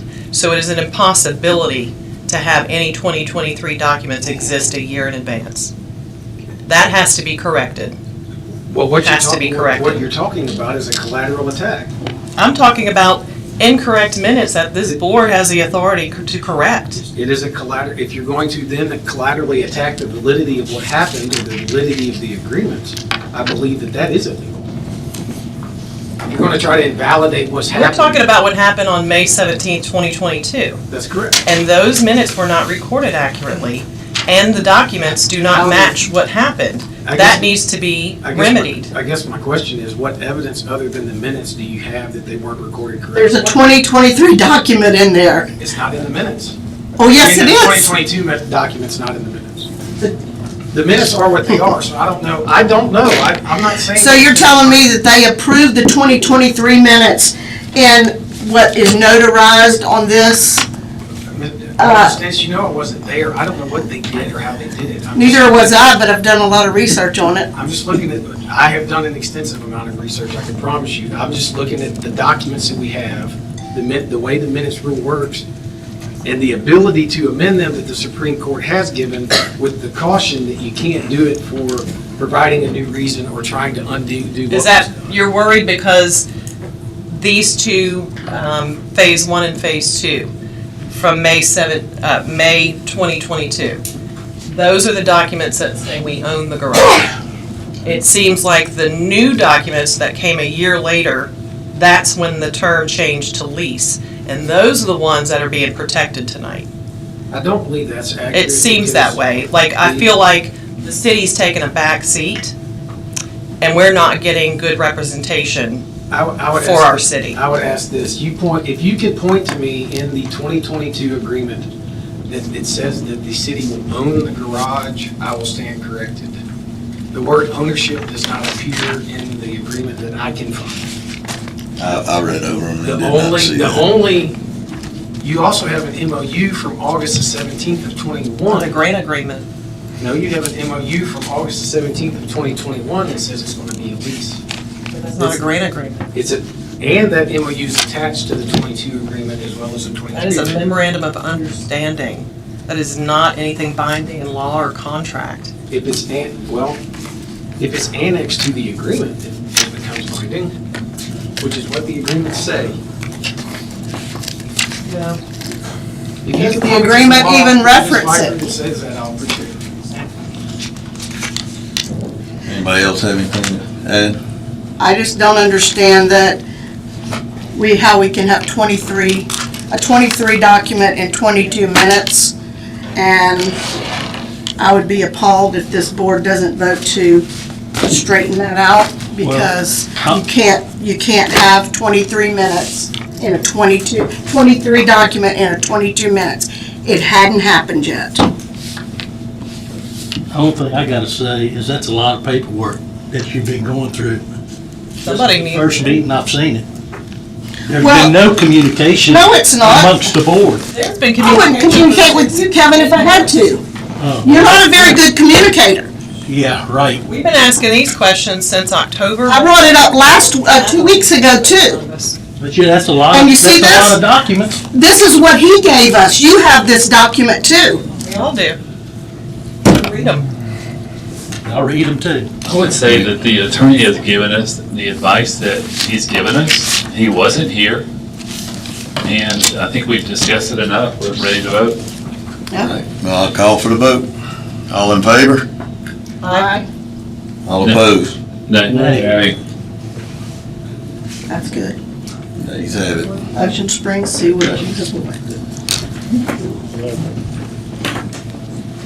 All right, we'll move on to discussion of short-term rental review and moratorium. Alderman Pfeiffer? Mr. Mayor, I gotta recuse myself. Okay. I no longer manage a short term, so I don't need to do that. You're by yourself tonight.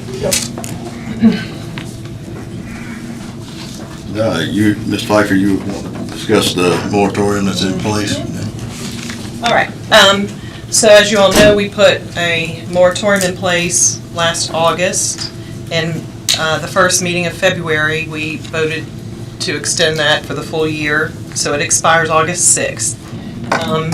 August 6th or? I believe it's August later. 6, 2026? That would have August 2026. So there was a reason we put this in place, and I think we all wanted to look at the numbers, consider if we wanted to make some changes, and also to see how our process operates on a day-to-day basis with our staff that are the front line for these applications and approvals. I've had some meetings with Ray and Amanda. There's been some great things that have come up on that front. And I just thought it would be timely, since we're 4 months away, if we start to get a handle on this and decide what we want to do. This is kind of more informational, just to get everything going. And we're almost there. I mean, I know after. Yeah. Okay. So I will kick to you all unless somebody else wants to. Amanda, you want Okay. to address any of that? I just wanted to say, I know I've been following the numbers, and the goal was to get the waiting list to 0. And after this meeting, we should only have 3 on the waiting list, I believe. And then Ray had some great I ideas. do have an updated chart I can hand to you guys, and we can accept it to the minutes to show the current numbers that we do have. I'll pass it over real quick. I do have Ray here tonight with me too. Since she has been on board, she has really worked to clean up our record, with the, short-term rentals. She's in it all day, day to day.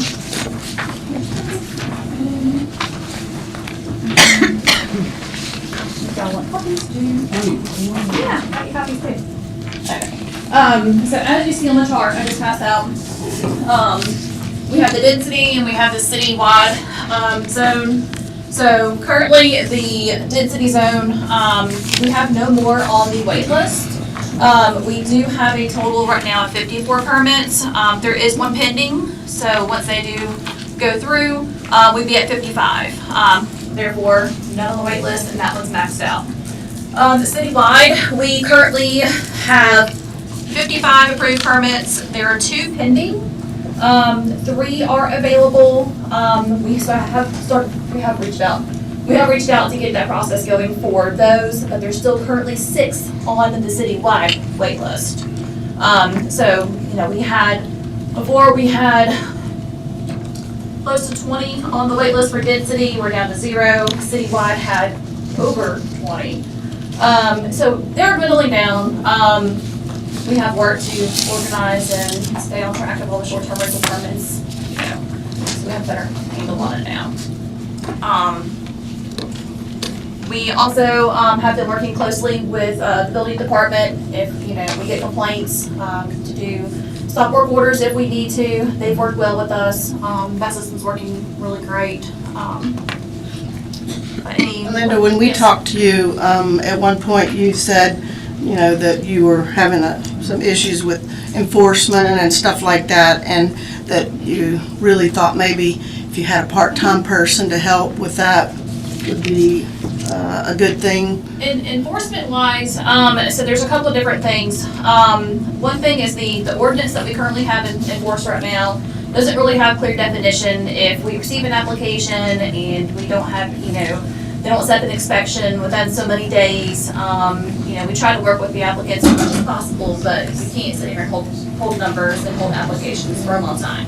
So we need something that's more concrete that will allow us to enforce it and make sure that there's something better in there. So maybe at the next meeting, we can draft something for discussion to look at better ways that we can, keep better track and enforce it better.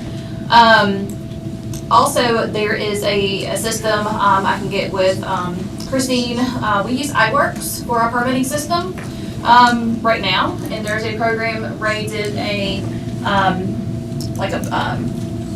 demo. Sorry, I lost my train of thought there. She did a demo with them, so they do have a system that can be incorporated into our current iWorks system, where it would allow us to be able to police and enforce that a little bit better. They let us know. Actually, I'll pass it to Ray, so I won't confuse any part of that. She lets us know. It would be like a rental management system, and what it does is it allows us to track permits that we have active. The system works with Airbnb and Vrbo to show any listings that are listed within the city, which means that we'll be able to see who is actively running short-term rentals without permits. And then that way we're able to forward that information over to building, Is that like an additional onto iWorks, additional program? Yes. Right. Does Christine or anybody know how much? We're gonna have to end up budgeting for just that. It's a pretty big chunk to add to it. So one of the things that we might want to look at, and Ray had mentioned, is you put in your application, it goes through the proper channels, Planning Commission, Board of Aldermen. Then there's an inspection period, right? Sometimes they don't pass on the first inspection period, but there's no time frame that you need to have it re-inspected by within 30 days. So what that does is they can wait 6 months to call and say, we're ready for you to come back and look at it again. Meanwhile, they're holding a whole list. So one of the things we might want to consider is a time frame for reinspection. I think that's what Ray's been working, Yeah. putting all that together to bring back to us to And we will, Yeah. simplify the whole process. But I And then the think same with the privilege license, there's a little hang up there when you get your permit. We were gonna try to make something where they have to bring, So the ordinance already states that they're not picking up their license, things like that that need to get tweaked. I was hoping we can start looking at in this process For too. the additional program, could we not increase rates for the fees to offset that so that it's not, you mentioned a cost to the city? It's a pretty high rate as it is. we upped the rate But to I mean, if we're 500 a year absorbing now. the cost of a new program, I don't see why the city needs to absorb that. It's $500 every year just to have a VRBO. Huh? Everything's more expensive. I don't think we should have to absorb that. Yeah, I wouldn't be opposed And to another is raising it. the amount of times you can fail an inspection, like a cap on that. There isn't one now. I know you had discussed that Yeah. earlier, that Yeah. those timelines do need to be put in place so that they're And then not the- holding up other applicants. The enforcement side, I think, is another big piece, is how we, As far as enforcement, I don't know that I think we're keeping up with that. I feel with Building the departments. code enforcement, building department, and anything other than that, the police department's filled in on, when we have real Yeah, we've big had it. issues with rentals. Yeah, we've had an issue in a couple of stop work orders, and they go out immediately, place it, they'll contact our office, if they can, they'll, fix their issues right then. If not, then we have to keep working with them or tell them, if they're residentially zoned areas, there's a moratorium. So we're there for information. If anybody has any questions, we get realtors that call all the time.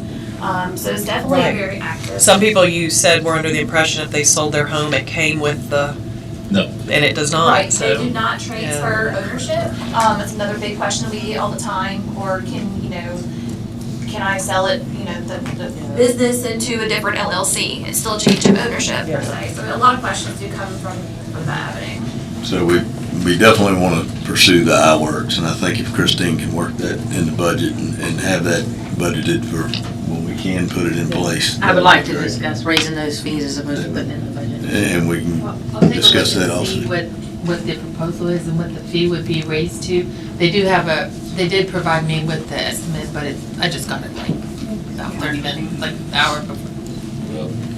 If y'all could, something for the, suggestions for next yeah, I think that I would support, a $600. Just most people in the community don't want the short-term rentals. That's why a lot of us were elected. So to offset that cost, I think $600 is a fair number. And then I guess finally, we'd want to think, once, we're no wait for density, but a small one for citywide. What do we want to do at the end of this? Do we want to lower it? Yes. So that's something we have to think about in the next couple months. I think once you hit that 0, then subtract 5, Yeah. do it by attrition. Come up with a plan. Subtract 30. That's a good number, Steve. All right, we can move on to new business. Mr. Scott Lemon, property insurance renewal update.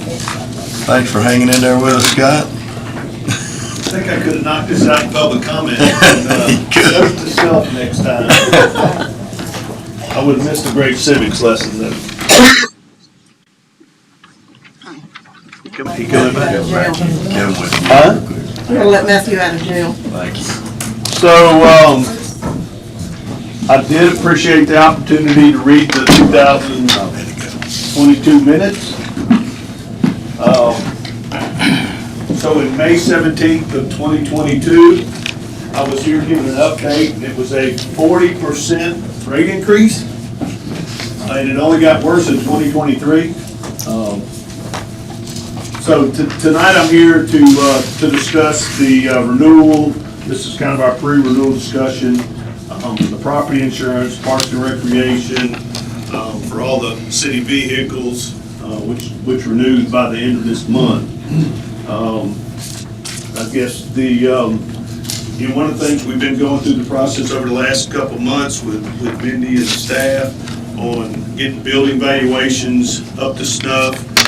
We took all the city buildings and took a 3% inflation guard. The pros out there said there's a 4% inflation for Mississippi Gulf Coast, so we took 3.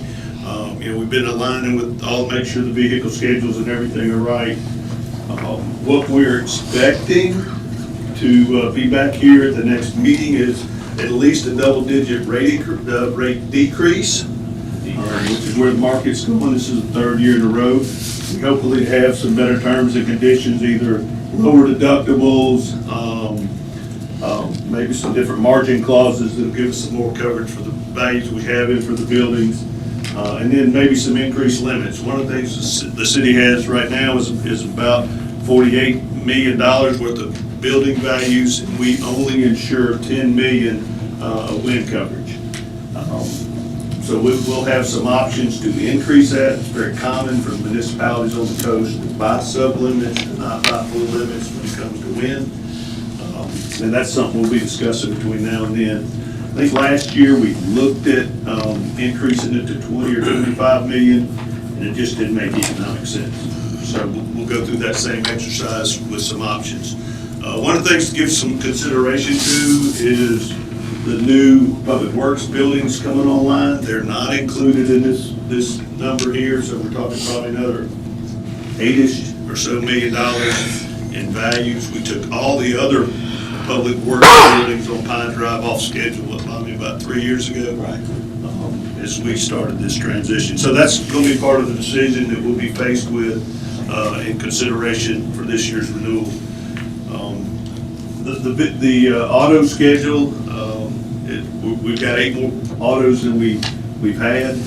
As far as there will be some price increase for the spend for the additional vehicles, but the market is about flat. The city's done extremely well on taking care of your vehicles and not wrecking. I think we had a streak of 2 years in a row with no wrecks. I think we wrecked one the next day, but phenomenal record there.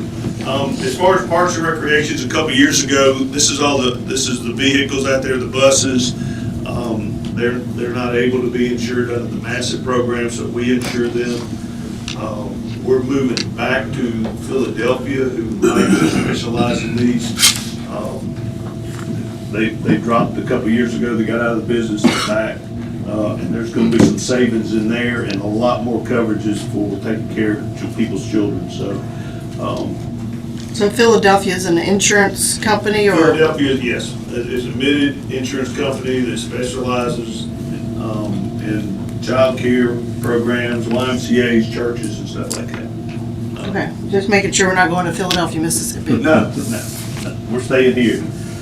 So anyways, we'll be back. We'll have some conversations with the staff next week and narrow this down and bring it back to the board for your next meeting.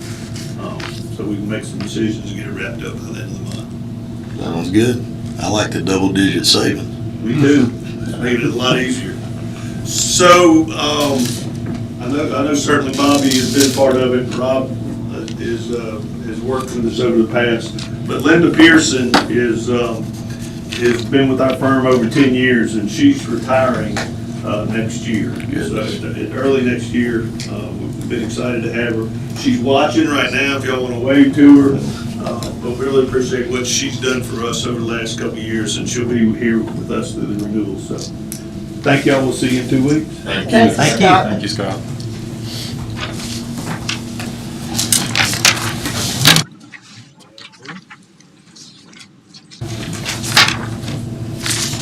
We got new business 7B, adopt resolution for application for for fiscal year 27 to 30 transportation improvement plan funding, multi-model improvements, Greyhound Way widening. This is just the application. If awarded, then we will come back to the Board of Aldermen in early fall. But this is just a project. The county kind of started this project for Greyhound Way out by the Ocean Springs High School, widening the roadway there. I think their plan, they want to take it another route, so they kind of hand it off from Fountain Blue Road to Spanish Trail to us. So this is our application for that section to improve the roadway there, to connect the sidewalks and put a turning lane. So that's what that resolution is for. Is there a motion to adopt the resolution? So move. I'd like to discuss it. Okay. Finish the motion. Got a motion to adopt by Alderman Stennis, second by Alderman Tillis. Okay, discussion. So what's the rationale? Why are we looking at doing this? Well, for one, overall, it is an evacuation route for the county. That's why they are starting their process. For us, all of the residents that live south of the high school, and even your county residents trying to get out of there, during school hours, it's nearly impossible. So it's a road improvement for the school access is what it's basically for. And that's something that's definitely needed on that corridor through the school and connecting to Highway 57. So, if I'm understanding correctly, due to the influx of development out there and the population increase, we have increased needs due to that we're reacting as opposed to being proactive and looking on the front end? Is that? Well, I think the roadway was built fairly nice when it was put in. The county did a good job on that Greyhound Way. And listen, being in office, it comes year after year, you're gonna have to improve roadways. I don't think you can call it reactive if you'd like, but there is a lot of development, a lot of growth out there that you have to make improvements. I would say it's just an improvement. So the 700,000 would be the match from the city, is that correct? If awarded, yes. This is just an application. You won't have to make these decisions until it's awarded. It might not get awarded, you might not have anything to worry about. It's just an application to start the process of this discussion. I'd just like to be aware on the front end. Do we have a plan for how we're gonna budget where that money comes from? Well, that's gonna be some work. I'll continue working in Jackson, trying to bring funds home for stuff like that. But yes, we'll have to budget for that.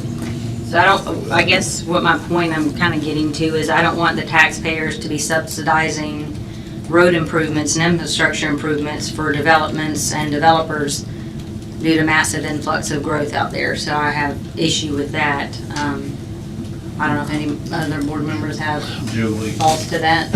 Julie, if you don't mind, part of the whole Greyhound Way, what the county's looking at and Hank has talked about is we're looking at doing another overpass. That would be like Gulf Island's Park overpass, but doing it down on the Greyhound Way. So this is kind of in conjunction with kind of rerouting and doing some traffic and sidewalks kind of to help flow down a little bit better. And I can see why it's necessary. My issue is just with why it's necessary. Is it necessary? Yes, but why is it necessary? I feel like, again, I don't know if impact fees can be implemented so that the taxpayers are not absorbing. Or something, I just chose that wording that may not be appropriate wording, but again, I just have issue with taxpayers absorbing the fees for this, so. Now, Mayor, is that the area that just been recently annexed? Yes. So that's all annexed south, area yeah. that we're taking responsibility for, and the county's actually they're addressing the Fountain Blue intersection. And they're just saying us to take from Fountain Blue intersection to Spanish Trail is our section. Do we expect to get any money from them to help with that? Possibly. But I mean, the residents out in that area, they want the sidewalks improved, because they're not connected. So, I mean, it is a good project, and anything we can do to improve traffic around the schools, I think is a very good investment. So, I mean, I feel like it is worthy of filling the application out, and we'll go from there. But I understand you don't want to front end, so. Then there's all these funding sources that we go after when there's a match. We try our best not to have to use budget. We try to get other funding to cover. But I get what you're saying. If you build it, they will come. So if you have this widened road, there's gonna be driveway aprons that get put in place probably, and then a future, some things will go there. That is the flip side of what you're mentioning. Julie's you want these developers to pay for it, right? I would. Yeah, well, impact fees have been done before here in Ocean Springs. I don't think they worked out very well. They're real The susceptible. lawsuit was filed and the city had to pay all the funds back, if I'm not mistaken. They're real hard to So, come by. but anyway, we have a motion and a second. All in favor? Aye. Aye. Aye. Any opposed? Nay. Motion passed.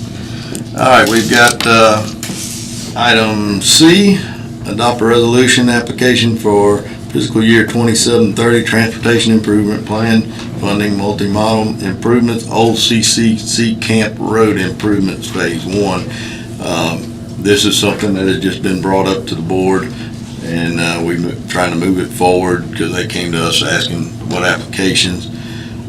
Julie, this is in your ward. There is no right-of-way really to do a big improvement such as sidewalks and all of that without purchasing property.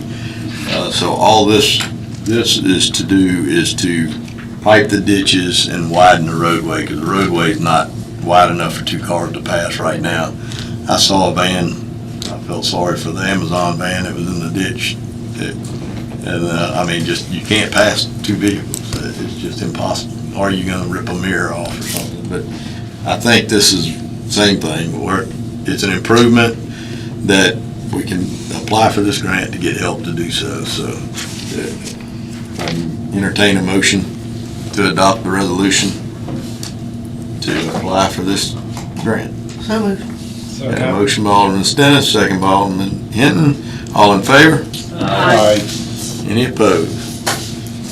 Okay, and the third resolution application, year 27-30 Transportation Improvement Plan funding, bike pedestrian improvements, Government Street sidewalk improvements. Where this is between Bechtel and Ocean Springs Road, which in discussion this afternoon, kind of wouldn't mind extending it all the way to like Beverly Drive, and then we wouldn't get that Hawk system going across the road. So we're not sure exactly how much right-of-way is there. There's a lot of research that's gonna have to go into this, but we want to apply for this to get Would this be like a bike path between the railroad and the road? It's meant to be a multi-purpose sidewalk, bike path, but we don't know that there's enough room yet. So they're gonna have to really, Because, I mean, you see in some cities where they have bikers on one side, walkers on another, and you label it like that, and they can share it very easily.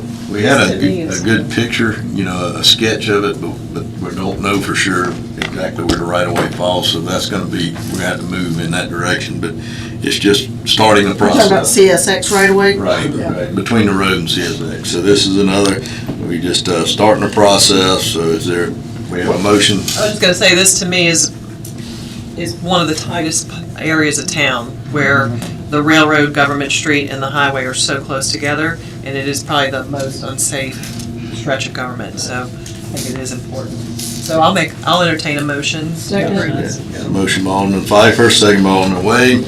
All in favor? Aye. So this would be between the railroad, you said, and Government, if they let us do it. If we're lucky to have that. Man, it took us a long time to get to consent agenda. All right, we move on to consent. Does anyone have anything to pull from consent agenda? When they come in, F. Amend F. All right. me, I'd like to recuse myself from the vote. We're gonna pull item F. There was one, nope, that was it. Is there anything else to pull from the consent? And 9 on department reports, GG, the tree report. Hold on. I got item F. Are you asking to pull something, Julie? GG, the tree report. GG. Y'all waiting on me? Any other? Got anything else besides item F and GG? If not, is there a motion to accept the consent agenda? Second. To recuse myself from the vote. Oh, yeah, because you can't. Well, you'll have to pull it. I'm pull B. Okay. Just to take my vote out. You're pulling item B? Yes.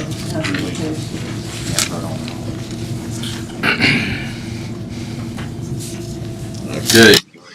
Entertain a motion to accept the consent agenda with the second item B, F, and GG. Second. Motion by Alderman Wade, second by Alderman Hinton. All in favor? Aye. Okay, item, Julie, you want to recuse yourself?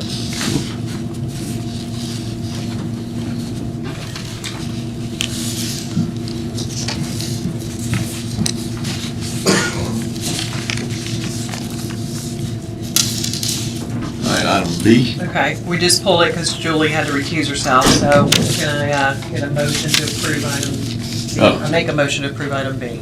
Yes. Got a motion by Alderman Pfeiffer, Second. second by Alderman Stennis. All in favor? Aye.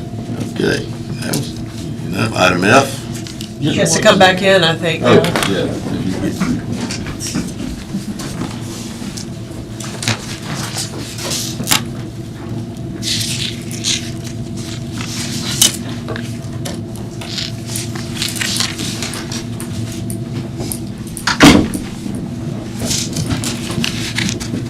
Okay, item F. Just amend where it says Railroad, which is Robinson, to Joseph Street for Peter Anderson. Put Robinson. Robinson instead of Railroad. And Joseph, instead of Josephine? Yes. So Robinson and Joseph. Yeah. Okay, is that a motion? Yeah. Got a motion to amend and accept item F with the amendment of Robinson and Joseph instead of Railroad and Josephine. Got a Second. Motion by Alderman Wade, second by Alderman Stennis, all in favor? Aye. Okay. Item GG. So on the tree report, looking at the picture that was provided, the terms uprooted and tree leaning were noted there. I don't see any root structure, and I would have to disagree that the tree is leaning. It looks like it starts to kind of grow to the side, but then it uprights itself. If it were truly leaning, I think its entirety would be at an angle. Is there any way to pull up that picture? Or It no? curves as it goes. It's in a thicket in a wet area. I'm sorry, say one more time. It's in a wooded area that's wet, but as it's grown to get out of the sunlight. It's only like that big around. And then about eye level, it actually has a rotten area starting to come into it. There it is. It's just, It's leaning here. And I mean, it looks to me like it's growing to Looks like the it's side and then uprooted. upright, but I can't see any uprooting, and I can't see further up. Sometimes it's hard to tell with the photos, they're kind of dark, And and it's hard to get a good photo in that area because it's up under some other trees, but you can see where it's hooked right there. Drop that down, right there. It's going into That's another it. tree. Yeah, and it's over the roof of the house that's up there. okay, I wasn't sure in that photo which one it was, so. Got another angle. Is that this one? Is that it, where the arrow is? I don't know what that is. It might be this one, right? That's the ones he's trimming. That's the live oaks he's trimming. He took pictures of them also. That's what that is. Ones they're trimming. So you actually went to the site and saw where it was uprooted on the backside. It does look raised on that backside of the tree. But that was it. It was hooked over. It's What did you mention about the trunk, that it was rotted, or what did? about eye level on From one it side right of it. It's actually got a rotten there, right there. It's got an area that's hollowed out. That's a concern to them also about it rotting and it already leaning that way. Okay. thank you. All right, do we have a motion? So moved. Got a motion to approve item GG. Got a motion, do we have a second? Second. Got a second by Alderman Stennis, all in favor? Aye. Opposed? Yeah. Move on to department reports, docket of claims. Does anyone have any questions on the amended docket of claims? If not, do we have a motion to approve the docket of claims? All expenditures are appropriate and authorized by law, and spread the summary on the minutes. So moved. Second. Motion by Alderman Wade, second by Alderman Hinton, all in favor? Aye. Yeah, any opposed? All right, monthly budget report. Does anyone have any questions on the monthly budget report? If not, do we have a motion to accept the monthly budget report? I'll make a second. Got a motion by Alderman Stennis, second by Alderman Pfeiffer. All in favor? Aye. Any opposed? All right, we got general public comment. The public is invited to address the board for up to 5 minutes each for a maximum period of 30 minutes. Anybody over here on this side want to address? No? Anybody in the center? Mr. Daniel? Yes, I talked about this earlier on 6C, and we had a good in-depth discussion on what did and did not happen in 22. And we're talking about 3 years, 353 days ago today. One of the key things is that when all of you ran for office, transparency and accountability, those were your watchwords, 100%. Key thing is that, now I understand that lawyers, technology, and what he went back in and explained, but there's a right way and a wrong way to do anything. And it's obvious beyond a shadow of a doubt, Stevie Wonder could see this, that the minutes were reflected wrong and had information further down the road that was in the 20 minutes. And I'm glad I sit through all of this because I'm going to tell you something. It thoroughly upsets me when we can go back in and do what we want to do, to go back in and change something the way we wanted to say later on down the road, and we did not say that. Robert Rules of Orders are quite specific. You have minutes for a reason. If you don't have correct minutes, all you have was a BS session. That's exactly what it was. And you as a board have to go back in and stand up and make the correct decisions.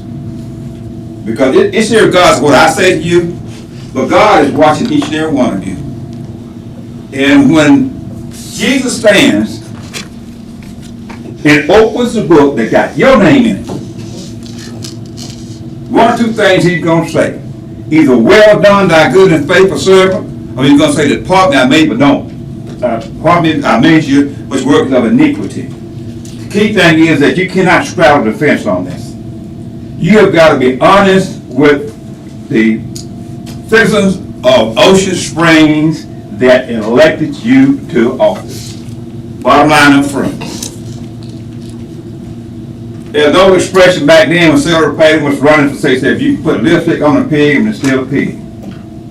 You can put lipstick on this situation, but it's still the same. It is totally beyond any shadow of a doubt a miscarriage of justice, accountability to the citizens of Ocean Springs to go back in and let a situation stand as is. Now I understand all this legal jumbo stuff, and we got to go back in and we got to do this. We got to. The key thing is this: you got to do the right thing. Now it's time to stand up, be accountable, be responsible, and be transparent.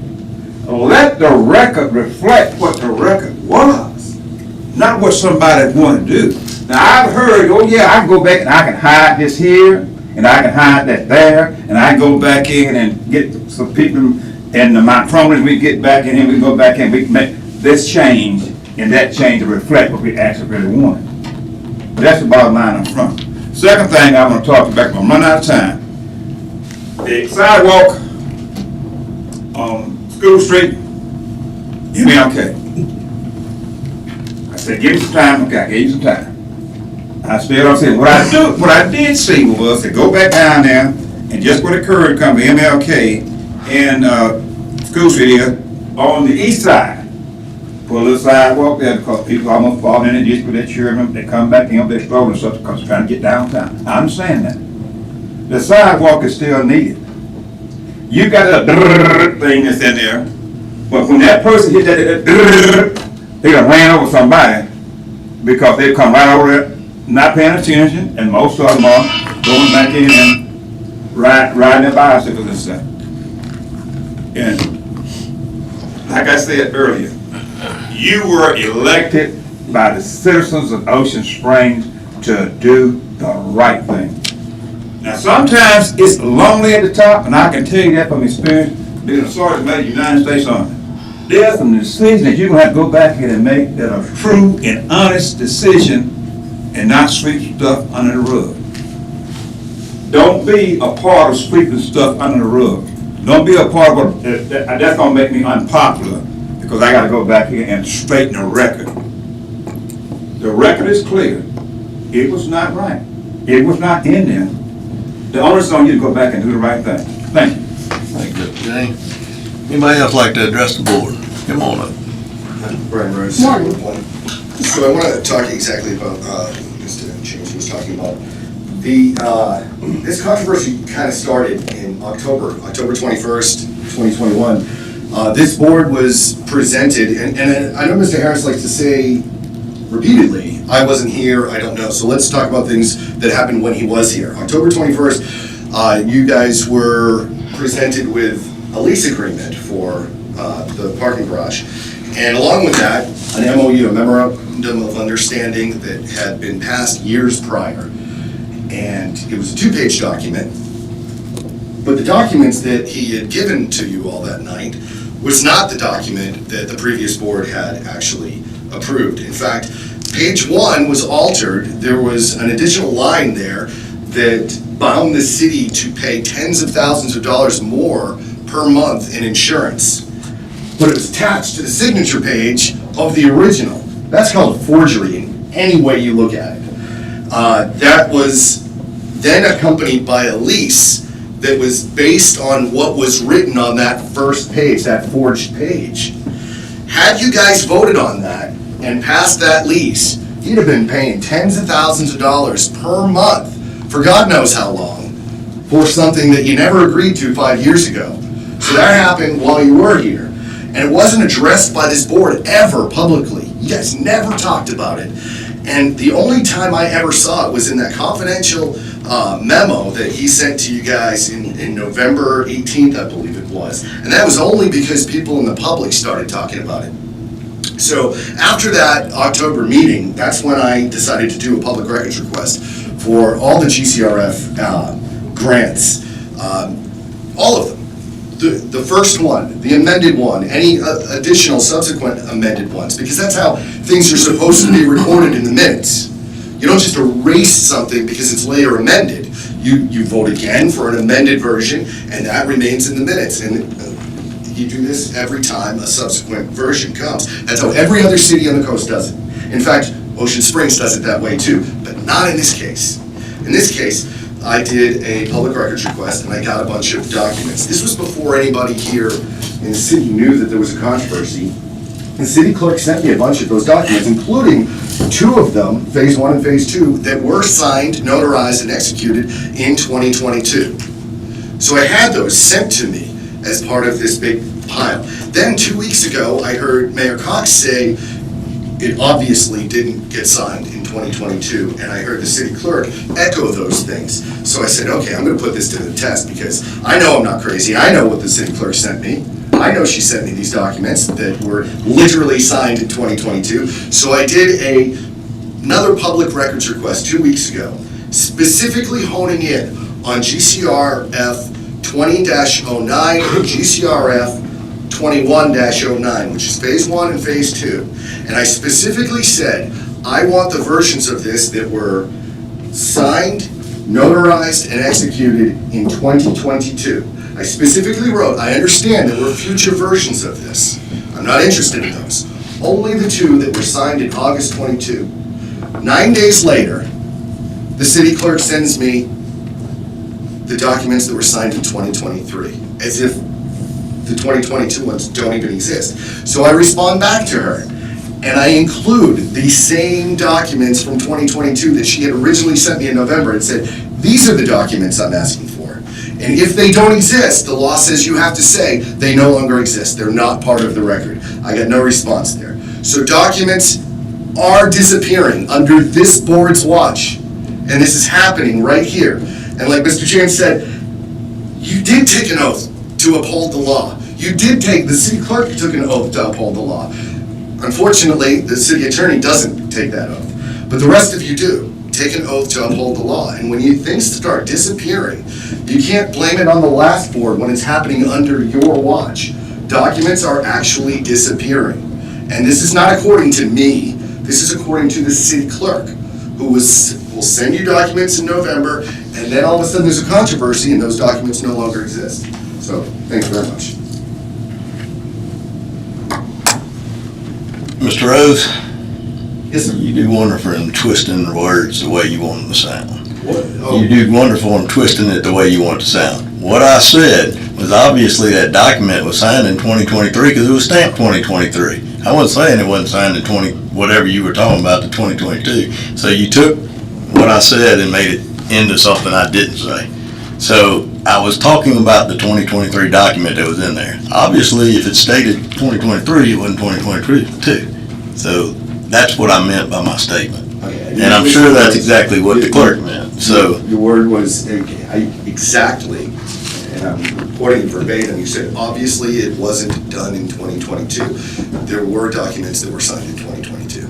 So when you said. I'm talking about the one that we were talking about. We had 2023 on it, but obviously it wasn't signed in 2022. That's the one I was talking about. So yes, you can twist it and say it I think you're many twisting, different ways. right? No, I'm You're not. the one doing the twisting. No, I'm not. Because, no, I'm the one that says see it. these cameras, it's all on YouTube. I do see Go the back and cameras. watch it. I do see the cameras. And I that's what I I think said. you're doing some twisting right now. I don't believe, Mr. Rhodes. And this staff works their tail off chasing documents, a lot for you, that they give you everything you ask for. Absolutely incorrect. And I'm telling you, I can't ask them to work in. This staff is wonderful. They are doing a fantastic job, and they're trying to give everything they can that they're giving out. Confidential documents, how did you get them? They were attorney-client privilege documents. How did you get them? I found them. You found them? Yes. Okay. I found them. Okay, being there, So you nobody but want to the address board that. and the You want to alderman, address that, I mean, the but mayor. You don't want has- to address forgeries. You don't want to address the fact that all of a sudden agreements you just- disappeared from the public record. Listen, we are trying to get to the bottom. How did you find out something confidential? I'm sorry, is that uncomfortable for you? No, That I found out? but you that made there was a you made forged note document? that it was a confidential document. Yeah. Is how you saw it. Yeah. How do you see I a did confidential see it as document? confidential, but just because somebody writes confidential on a stack of public records doesn't make it confidential. I do not believe that stack of papers was out to the public. Every document in there was a public record. Just because you stamp Correct. confidential on it. But when it's does not mean attorney-client that it privilege, becomes it is not. confidential. When it's attorney-client privilege, it is not. I don't work So, for you. Mr. Rose, that's You enough. can't tell me what I can read. That's enough. Oh, I'm sorry. That's enough. I'm so comfortable? With her. No, I'm not uncomfortable. You're done, so I can't respond. Got That's it. correct. Okay, anybody else like to address the board? Not? Okay, we'll move on.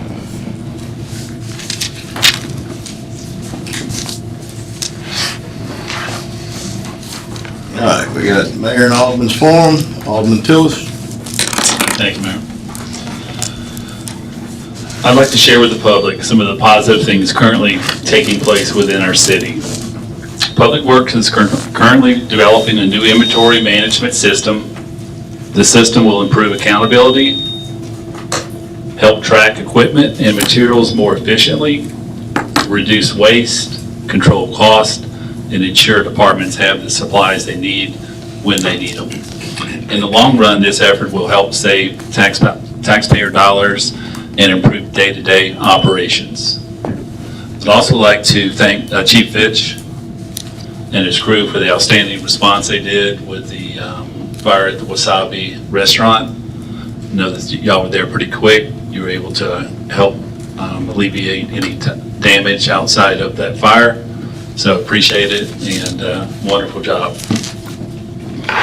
As noted earlier, the mayor, Alderman Hinton, Attorney Harris and I completed a new parking ordinance for Ward 2. After the final revision, we will be ready to move forward with ordering signs for the newly designated parking areas. This will improve traffic flow, parking availability, and overall organization throughout the city. Alderman Hinton and I are also working on a new tree management system designed to better protect our historic live oaks throughout with a certified arborist oversight. This will ensure fair and transparent bidding practices and help save taxpayer dollars while preserving the beauty and character of our community. One concern repeatedly brought to my attention following the Loveless tree cutting was the amount of large vine growth suffocating many of our live oaks. Addressing this issue will be part of the overall sustainability and long-term health plan for live oaks throughout the city. In addition, I'm working on updating rental agreements across multiple departments and properties to improve consistency, accountability, and long-term management. Finally, I'd like to encourage every alderman and every alderwoman to work together with the mayor to improve our city. Every member of this board brings different experience and expertise that can help solve problems and make meaningful improvements. I encourage every board member and every citizen in this room to become part of the solution. Complaining alone does not solve problems. Get involved. Meet with the mayor. Bring ideas and solutions to the table. Every city faces challenges, but it's our responsibility as leaders and citizens to work together to address them. The people of this city want leadership, cooperation, and progress. We live in one of the most unique and beautiful towns in the Southeast. We should be working together to protect this reputation, strengthen our community, and move this city forward in a positive direction. Thank you. Thanks, Steve. Alderman Dennis? I don't have much, I don't have much, just, was driving by Freedom Field the other day, Stephen, and, there's one of the nice lights that we have. It's flashing. You probably see it on the way home. Yeah, I see it in Mississippi Power. Okay. There's one on the parking lot side, and there's one on the Inside. east side. East side, yeah. East side. Yeah. I sent both those in. Okay. I might have to make a couple more calls, but we're on top of it. The one south of that one's out also. So it's the flashing one and then the one south of it's out. Yeah. I'll call it all back into Mississippi Power and remind them. Okay. And I had talked to you about, shades. We were trying to get some shade over the, workout benches and stuff on the beach. It'll take your skin off if you sit on it in the summertime. So, anything on that? I left you a voicemail the other day, and I apologize I didn't follow up. I've got a playground rep that's supposed to come see me next week to get something. I could get something, but I want to get the right. No, and we want to get something that can be taken down for during hurricanes. And I'll follow up with both. I mean, after he comes down next week, I'll follow up with you. Okay. Yeah. And I think that's all I've got. All right, Alderman Wade? I have a motion for the Greyhound football team to use Freedom Field for practice on Monday, May 11th and Tuesday the 12th from 3:30 to 6 while the Greyhound Stadium field is being replaced to turf. One second. Got a motion by Alderman Wade, second by Alderman Pfeiffer. All in favor? Aye. That's, it's been a long time since high school football's been on Freedom Field. Yeah, it's been a long time. And then there's another one, a motion for the Greyhound baseball team to use the Civic Center on May 19th from 5 to 9 for their banquet and waive the fees. Second. Got a motion from Alderman Wade, second by Alderman Hinton. All in favor? Aye. Any opposed? All right. Anything else? No, that's it. Need Alderman Pfeiffer? Okay, just a reminder to everyone that the city opens splash pads Memorial Weekend. That's always a good time of the year to get those going. I'm going to go on a soapbox here about some pesticides that have been running amok. We approved tonight 20-gallon buckets of a weed killer called Cheetah Weed Pro, or Pro Weed. And it does cause a lot of harm and damage to humans, pets, pollinators, our waterways. And I think we should be more mindful of where they're used. And I'm talking specifically, I've been seeing it on Government Street. It's being sprayed in ditches that flow into the bayou. Maybe we need to have a buffer between where we can spray and how close a waterway is. But this isn't the first time I've seen it, and it greatly concerns me. And then on top of that, I had a resident reach out to me this morning. There were sawhorses on East Beach with a sign that pesticides were sprayed on East Beach. It had space to put in who was responsible and when and how long it would be closed, but those were left blank.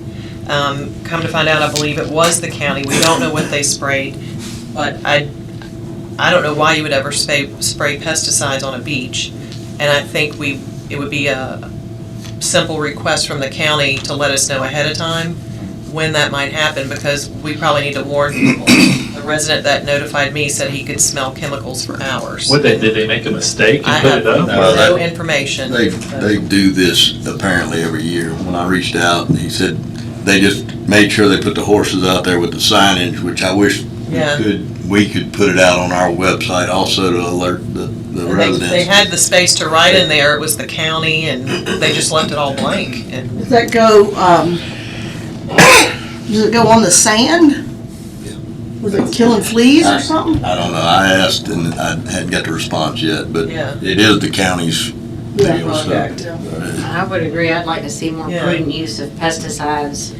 Is there And something use one of the non-toxic waterways. or organic that's available? Vinegar.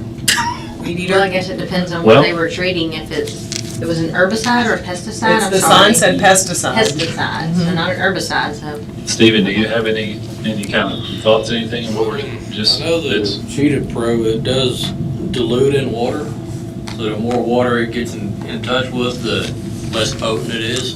But it does hang on to things like sidewalks and metal objects, and it will stay. I would assume so Yeah. until it gets rained on or whatever. Just on And the then where it sidewalks. goes after the rain is the next. But it does dilute in water. I mean, that's where I'd want to use is on sidewalks and curbs and Well, we that try type to of spray stuff. everything, but you do have the overspray, and we don't I have. mean, it shouldn't have it in a waterway ditch, though, a drainage ditch. I think there's other alternatives, like more of a salt base versus. Yes, that's what I use Yeah. at my house, baking soda or salt, and it Yeah. works beautifully. Yeah, instead of a glycerol base. Well, Shannon, why don't we look into something? We can get together on that, because I've had citizens that reported to me that they're spraying on the backside of fences and they have animals and they're concerned about it. So I would be in support if we could get Yes. something more non-toxic. You shouldn't be spraying on individuals' fences. So. Well, I had some over there on Ocean Springs Road, the fence line there. Oh. That, By the those path, neighbors yeah. on the backside of there, so. All right. Put a growth inhibitor on it where it starts the grass, that won't grow as fast. You won't have to. What's the active ingredient in it? What's the mechanism of action? Like for the Cheetah Pro, it says it's glufosinate ammonium. I've never even heard of that as the active ingredient. I'm not really sure. It's designed to destroy plant tissue on contact. I looked it up. All right, my last subject, I appreciate y'all listening to that one. We approved Dewey, it said Dewey roof repairs, and I've checked with Christine, that's the old police station. Right. So I'm assuming that's done. What are our plans next? Because I know we made this motion to get the roof. The roof is getting done as we speak. Air conditions are next. They removed all the damaged units. We did get quotes for all the air conditions. Those quotes are old now. We got to redo it because it's taken so long to get to where we are. But that will be the next step to get those done and replaced. But I think it's going good. I mean, that roof ended up being a really good deal, good rate, and That's a flat roof, or did they pitch it? no, it's still a Flat. flat roof, but The stuff they put on there is really good. I walked it this morning, and it's. The rubber based. Yeah. But yes, well, that'll be the next step. We'll get the floats renewed to move forward on air conditioning. Good. So we're about I think we keep records in there, so now the roof's done, that's good. That's all I had. All right. Alderman Messenger. Well, I want to commend Steve on his post on Facebook. You helped to educate me regarding the Loveless Oak. I didn't know what date was coming down, and I really appreciated the pictures. I would think that really, a picture is worth 1,000 words.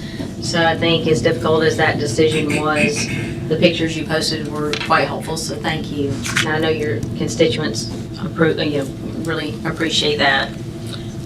Stephen, so I would like to see about moving forward with beautification of the flower bed in front of Lakeview, and put some springtime flowers there. What is the best course of action to make that happen? Can we get with Public Works beautification crew to do that in terms of funding? Is that an option? Is it Alderman funds? What's the next best step in doing that? Yes, is that something that the city owns that property, or would that be part of the Lakeview development? Well, in years past, I used to use the Alderman at Large funds, and Alderman Ward 6 would also use his funds. That's kind of, we kind of shared a little bit there. He did most of it, I just helped out. But that's the best way to get it done if you want to get anything special. I mean, I think they already went out there and really spruced it up a little bit already, get some of the weeds. Alan had kind of set the stage for springtime, and he and I hadn't talked about when to move forward with that, but he had kind of done the base work in preparation for this. So I was waiting till there were no more cold days to mess our plans up. So. We'll meet with them and figure out what you want, and let's get a quote and do it. We're losing our good beautification guy. Yep. I know. Mike, I hate to see Mike retire. And Daryl, thank you for your prompt response to the cleanup in the pond from that construction stuff, so thank you for that. Sarah, do you have an estimated date of completion for the lift station? I know I keep asking you, and I'm just trying to solidify, and I'm not holding you to it because I know you're not out there. It's not in your hands, but. They're still waiting some of the parts for the panels. What's your best guess, you think? Once I get those in a month, so hopefully by June. Okay. All right. We'll hold you to it. And happy Cinco de Mayo, everybody. So that's all I've got. Go to mine. Okay, Alderman Henn. Couple questions there. We're in the exploratory on Porter Street right now. Yeah. We're still exploring. Thursday, they're hoping to shut the well down and the valve at Russell and hopefully kill that 10-inch line. Okay. But I'm afraid we have a cross here at Dewey. It's not gonna kill it. Okay. So our options are, if we can kill it, we will relay it where it stands. If not, we may have to go to the north side of the road, which we talked about before, but we're trying not to shut down the road. Okay. That would be Porter you'd have to shut? Yeah. It was supposed to shut down last week or week before last week. It did a couple days. We explored, we started it. You'll see potholes off there. We're just trying to figure out how to kill it. The city has no valves. Yeah. And the valves we have don't work. And also they videoed the whole road trying to. The GPR works, but there's concrete under Porter and it doesn't. It's hard to read through that, especially if there's rebar in it. And if the asphalt's super thick and, a lot of AC pipe isn't picked up by GPR, so we're still trying to figure it out. But the well has been reconfigured and we are no longer wasting pipe back there. Yeah, I know. That's exciting. So that's great. The one on Martin is that up and running yet, the lift on Martin? On Martin, no. So we had the power switched back to our name last week. And so I think all it's waiting is a fence. Okay. That road is nice. Yeah. Another question on. Doesn't it make you want to put concrete on every spot? T. Wallace, T.L. Wallace. So Center Point and Delta, have you gotten an update of where they're at right now? No, they don't update me because that's permanent work, but Is I'll. that gas line? Shell Wallace is replacing the gas mains for Delta. So I will get an update from them tomorrow. I can reach out to them. reach out to them and ask them to go back and look at a lot of the holes. I have Yeah, said that last week, and I'll follow up this week with this to go rain patch. that we had. A lot of the areas have caved back in, and it's, they need to come back because they don't have fencing around it. So We were out talking to them the other day because we had people complaining about them parking equipment in their yards and stuff like that. And they assured us that they were going to complete the area, then they were coming back and take care of the yards.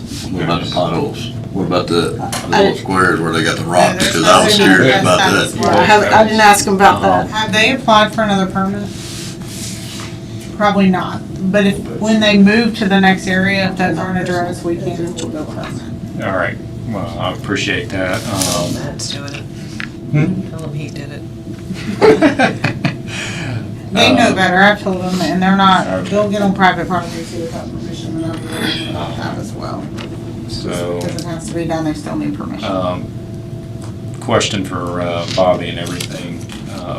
Paving through the county and stuff. What are we looking at right now? They still haven't given us the exact date, but Joe reached out to me and he wants to look at our list and go over it and start the process, that's hopefully soon. All right, awesome. Well, as I always say, I'd like to thank city staff and everything for a good job, and, we'll look for the next meeting.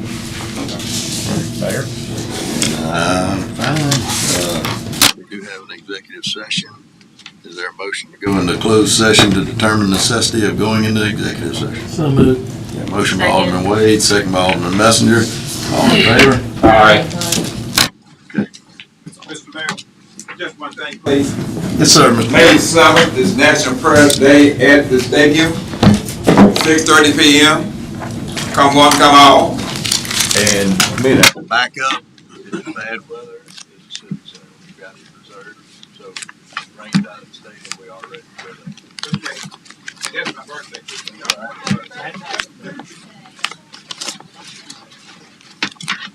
Steve.